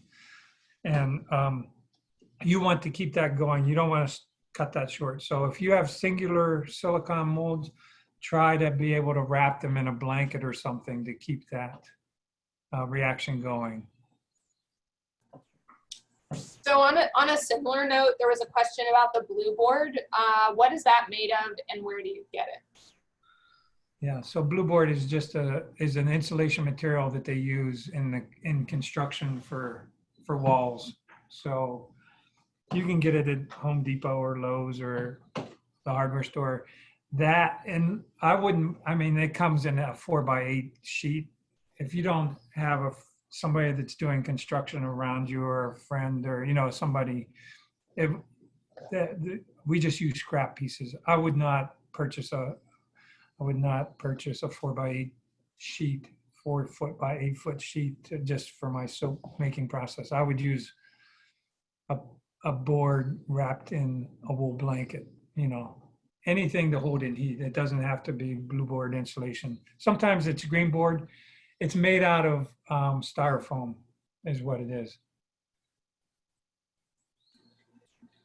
Do you, when you package your soaps, do you list the ingredients on the packaging? No. You should. There's nothing wrong with it. I don't think our soaps have it on. That's the essential oils. Yeah, we just have the essential oils and the herbs that we use. But the whatever, like rosemary, lemongrass, or whatever. If I did label them, I wouldn't say sodium tallowate, or I would say saponified. And I've seen it done with a lot of herbal soap makers that list it. I would say saponified oils of coconut, olive, and castor, or saponified coconut oils, and then list the essential oils or the herbs that I used. And one last question, and please correct me if I'm asking this wrong, but it's a question about storing the soap after curing. I think the question is how long to store the soap bars after curing, or perhaps how long do they store after curing? Yeah. Okay. Oh yeah. So after 4 weeks of curing, you can wrap them and they're ready to use. You can you wouldn't have to wrap them. You could just store them. They would last indefinitely. I've had soap. I had a friend that brought 2 bars of soap that were over 100 years old, or close to 100 years old, from an estate sale that somebody had made, and it's as good as it's actually. The older the soap gets, the harder it's going to get, the better, the longer it's going to last if you would use it. It might lose some of its scent, but I find the shelf life of our soap for the scents is even a couple years. once you start washing with them and rinse that first layer off, the water, the smell and of the essential oils is still inside the soap. So it should just be stored in a cool, dry place. If it's real humid, I'll use those little or what do you call those? Those little desiccant packs. Those little packets that you find in food that say do not eat. Yeah, do not eat. But I'll put those in my soap box just to keep it from the soap from drawing damp. Okay. The last part, Sarah is going to share about her plants and the essential oils that we use in some of the soaps. And here she goes. Maybe. Here we go. Hi, again, I'm Sarah. And before we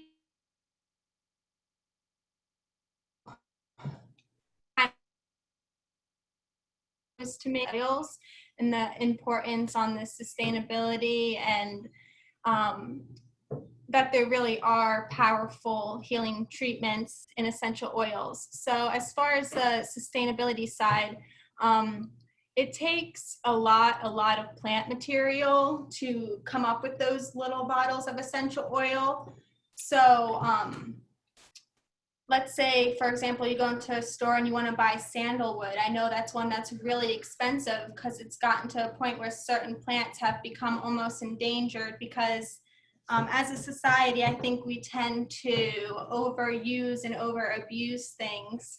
So it's just really respecting these plants and using them when it's necessary. I know a lot of people there's contradictory opinions on whether we should ingest them or not. It seems like this is like the essence of the plant. So imagine if someone sucked all the essence out of your body. That's like the most powerful part of the plant. And if we want to treat people holistically and see the world in a holistic manner, it's important to use the whole plant and the whole person and get an idea of what works with a certain person and what doesn't. And with the essential oils, you want to make sure 100% therapeutic grade and that you're looking for, you want to make sure it doesn't have any added or diluted fragrance oils in there, which are chemically made in laboratories. So essential oils is actual therapeutic plant material.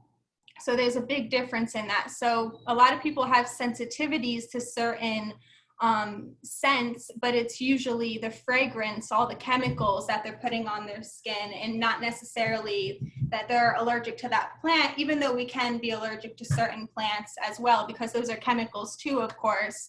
And especially when you're working with essential oils, you want to be careful and either have like a carrier oil, like coconut oil or something, so that it's not as powerful and strong. And I'll talk about the 4 main essential oils that we do use in our soaps. And I have a couple of them here with me. This is lavender. So lavender is very calming. It's a sedative. And all of these plants I'm going to talk about are also antibacterial. And so that's a really good reason to put them in soap. So lavender is definitely one of them. We have rosemary as well. Rosemary helps with memory. It's a very useful plant. And the other one is spearmint. This is kind of a stimulant. So if you were to take a bite of this or smell it, it kind of like props you up, wakes you up a bit. And the other one would be tea tree. So that's very good for cleaning. A lot of people use that in their homemade cleaning, like for tables, windows, all that. And like I said, they're all antibacterial. And I'm really just scratching the surface with these herbs. I highly suggest you get to know them on a much deeper level, because there's so much more to them. It's kind of like a person, it's never good to think that just because you met someone, you know all about them. You're constantly, if you're willing to be open, you can receive much more information from them and learn from them. So I think that's everything on the essential oils. So I'll talk about the herbs. I think Cecilia mentioned this. If you're going to add herbs into your mixture, and whether you're adding herbs, essential oils, you want to do it just as it's at the trace stage in making soap. So you want to make sure the herbs are dried, because if you put in fresh herb, it can mold. And also, you want to kind of make your own decision on, you can blend herbs or things like oatmeal, and you want to make sure, depending on how big the size is of the herb or the oatmeal, what kind of consistency you want, because it may be easier to mix if it's finer. But some people like to have those floaters, whatever you call them, like, because if you're going to take a bath with the soap or something, you have to keep in mind that the herbs are going to go down into your drain, so you have to be careful with that as well.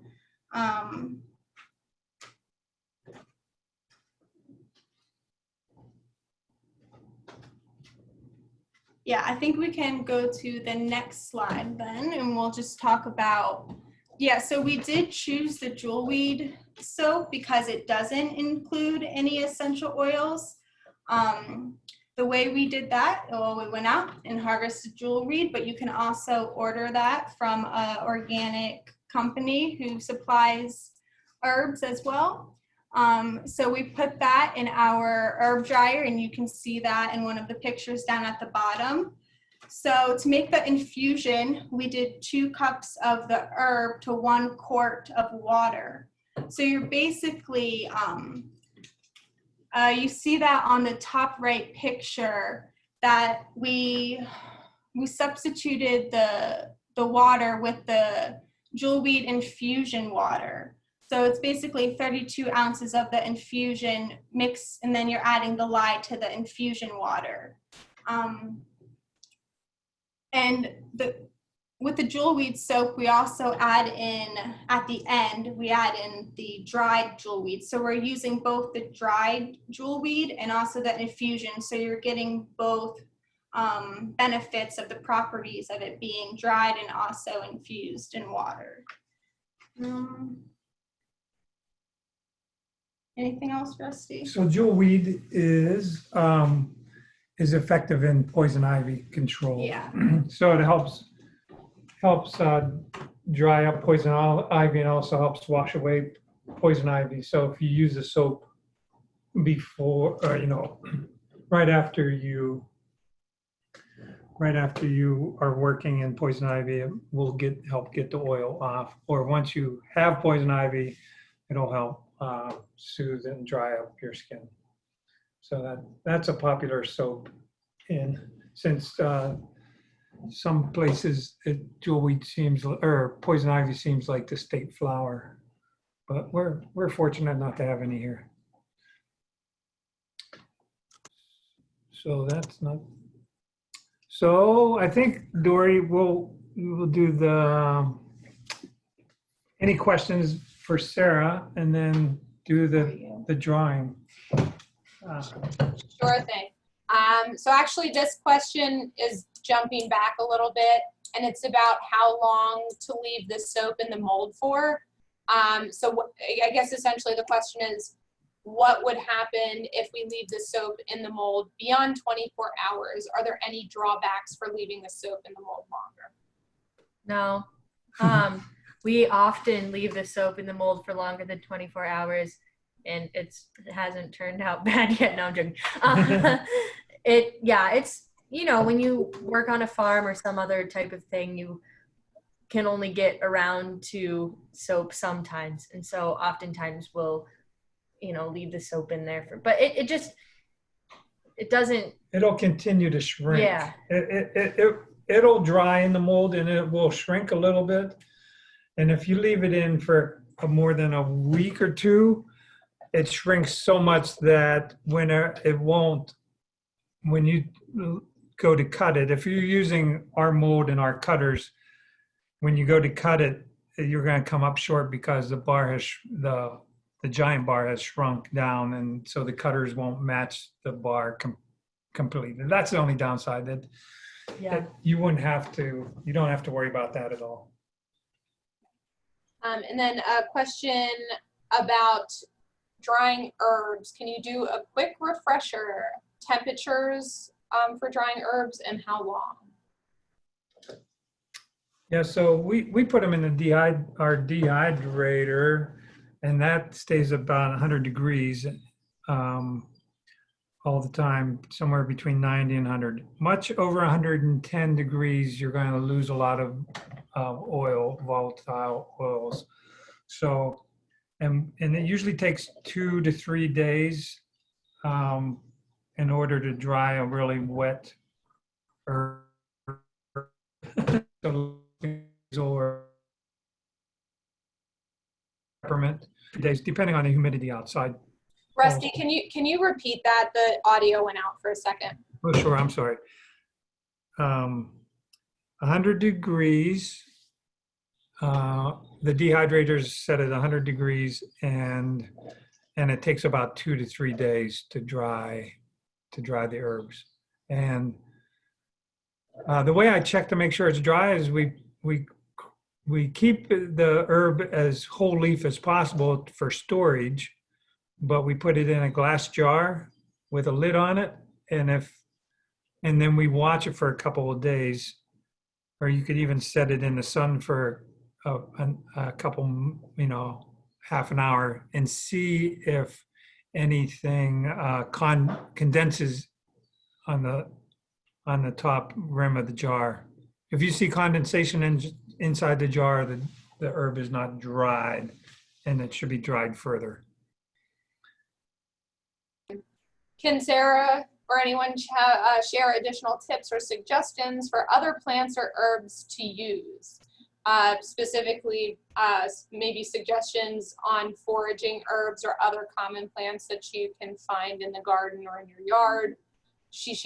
Abigail shares that she knows about broadleaf plantain and is looking for more inspiration. Yeah, there's so many, and that's the great thing about working with nature and making soap, is that for the people who are more the science analytical mind, and then you have the creative more, just a creative mind, you can kind of put them two together in this process. So you can definitely, there are so many herbs. Yeah, like I said, depending on what works for you and other people, you can come up with a million different ideas, and that's what's really beautiful about it. So we suggest that whatever you come up with, you can share with us as well. And a question about when you add the herbal liquid, how do you do the math for liquids into soap solutions? I thought the only water added was with the lye. So the lye, instead of the 32 ounces of water that we use to make the lye solution, we substitute the herbal infusion. We use 32 ounces of herbal infusion to make the lye solution. No added water. It's just the herb water is used to make the lye solution. And if you don't end up with 32 ounces of that herbal infusion, you can always add a little bit of water so it reaches that 32 ounce line in your lye solution bottle. Great. Do you have any websites you would recommend if you have to buy herbs online? Yeah, if we can't, I can recommend Quiet Creek Herb Farm. I'd be remiss not to. We do sell a lot of the herbs, but the herbs that we can't grow enough of, and if we have to buy herbs, we buy from Star West Botanicals. out of I think it's Monterey. It's California, and they have certified organic herbs as well as wild crafted herbs. The mountain rose herbs are also very reputable and good quality. And there's a place called the Herb Farm, spelled P-H-A-R-M, in Oregon. It's a little smaller, and it's an awesome. They have really good quality herbs.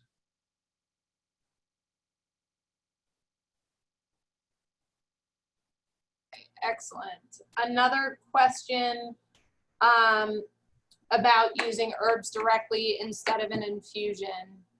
So can we use the herb directly instead of an infusion? For sure, but it should be dried. So we rarely use the herbal infusion, though I wouldn't. I just because that's what we've done in the past. I think we're getting a lot more creative with Sarah and Cecilia being here, but we do use dried herbs in most of our soap: rosemary, peppermint, lavender, lemongrass, and those are all dried, and then we powder them in a blender. We have a Vitamix, but any blender, you can grind them up and you can sift them.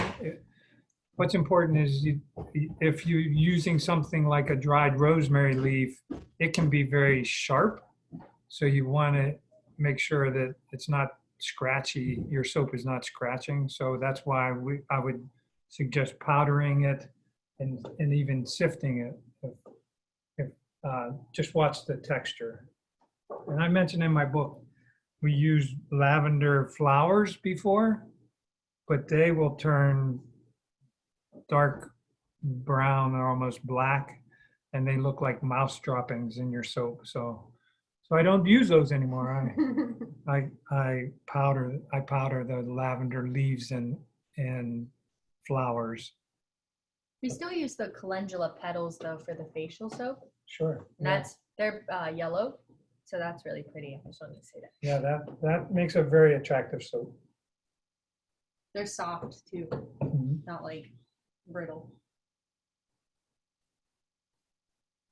So there was a question about, can we have the herb suppliers? So I did list some of them in the chat. Herb Farm is listed, Mountain Rose Herbs, Star West Botanicals. Was Monterey? No.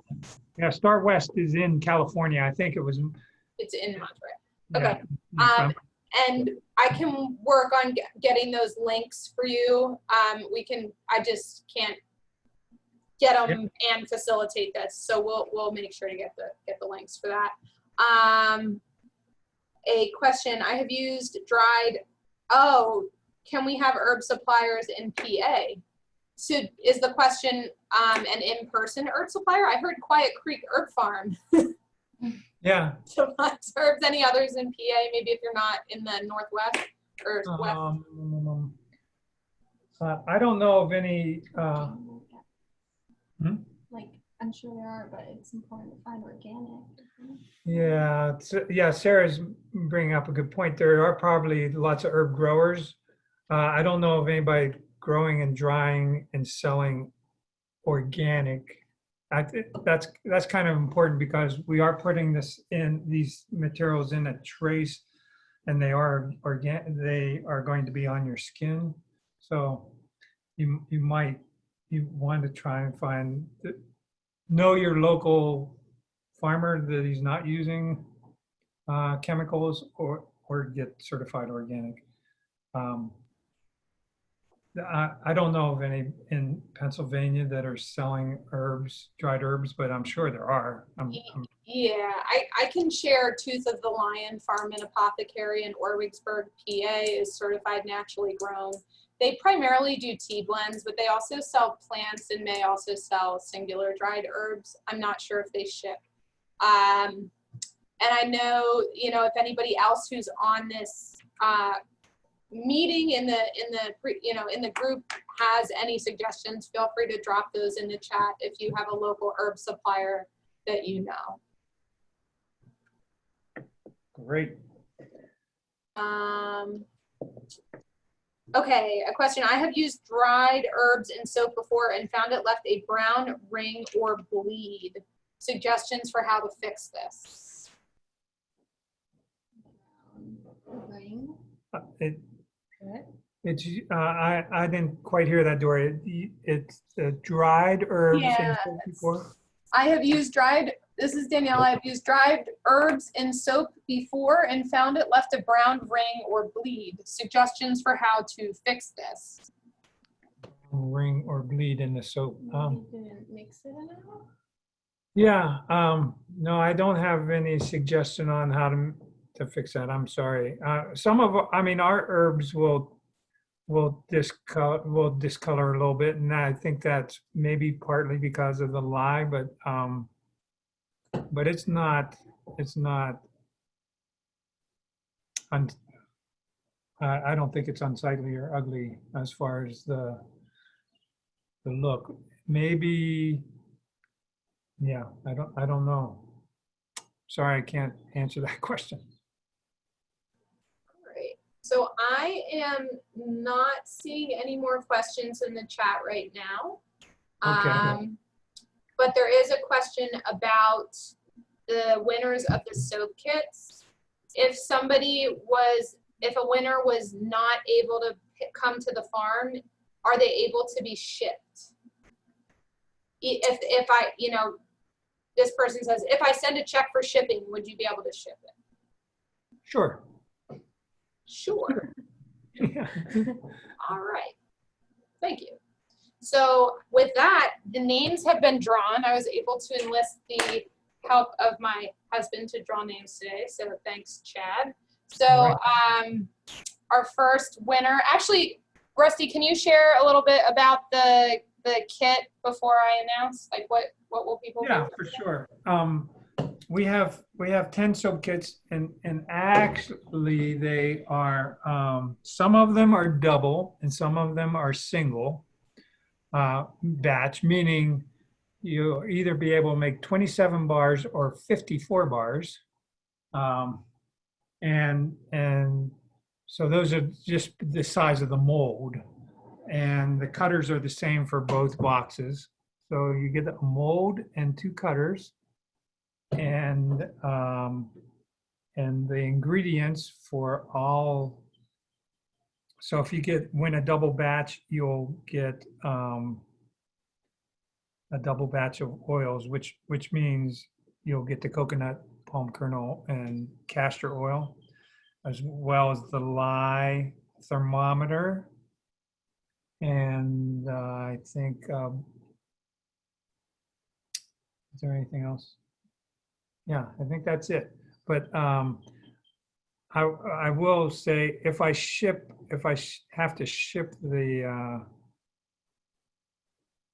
it, I probably won't ship the lye, because I don't think I'm allowed to in the mail. That's a too caustic of a material to ship. But other than that, I think we could package up the other oils and safely to get to you. Great. So I think with that, I can announce the winners and just see the note. If you're a winner, I will also drop the names in the chat and include them in the follow-up email, but you'll need to send an email to quietcreek@windstream.net with your name, address, and when you would like to come and pick up, or perhaps if it's getting shipped and you can arrange payment for shipping. You will figure that out along with Rusty and Claire and Quiet Creek and make an arrangement. So our first winner is Joey Verfal. And I'm going to do my best to pronounce correctly, so my apologies if I don't say your name correctly. I have Deb Lipshy. I have Shane. Samantha Wari. That's 1, 2, 3, 4. Hi, this is Wagoneer. Congrats. Hello. I have Lynn.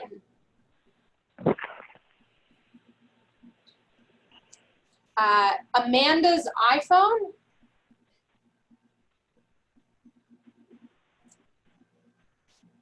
Nakoma Makaya.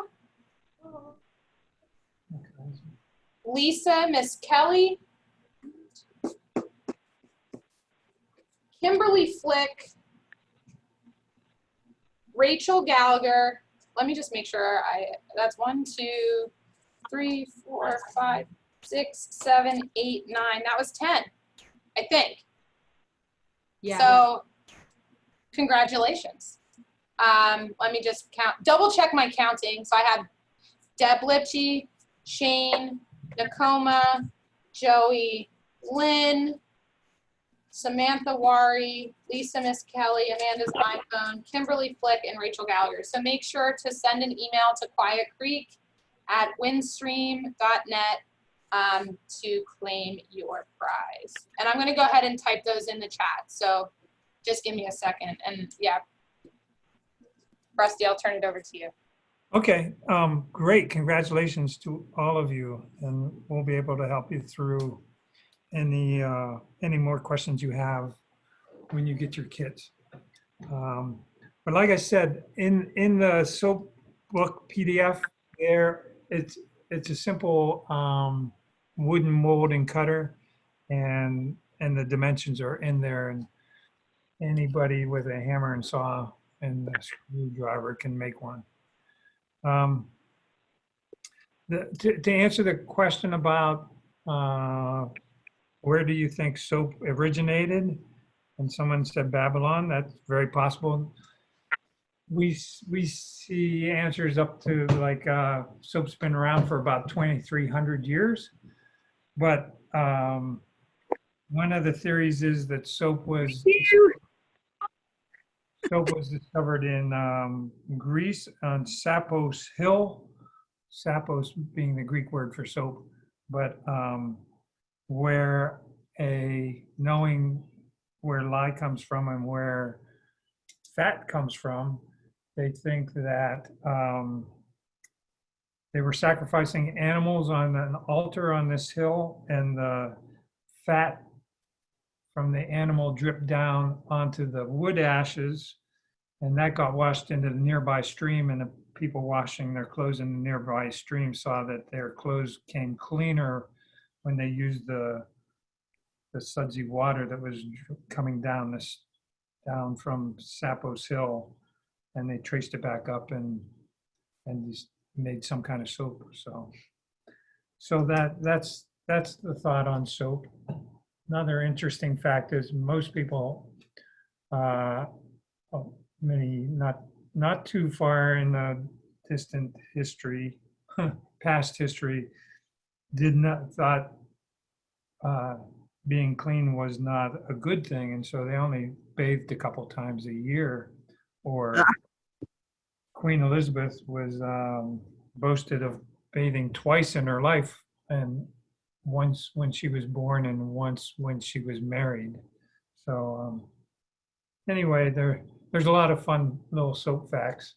And if you think about one of the first soaps in companies in the United States was Palmolive. Palmolive, I grew up with my mom using Palmolive dishwashing or dish liquid, but that was originally made using palm oil and olive oil. So that's where the name Palmolive came from. And the last fun fact is like ivory soap, because it floats. The reason it floats is because somebody working at the factory left for lunch and forgot to turn the vat stirrer off, and it whipped in a bunch of air into the soap, and so they thought it was ruined, but it actually made soap that had so much air in it that it floated, and that was an advantage for people not to lose their soap in the bottom of the tub. Or river. Or river, exactly. Or pond. Or pond. Unfortunately. Might come in handy washing the dog in the pond if you had a floating bar or soap.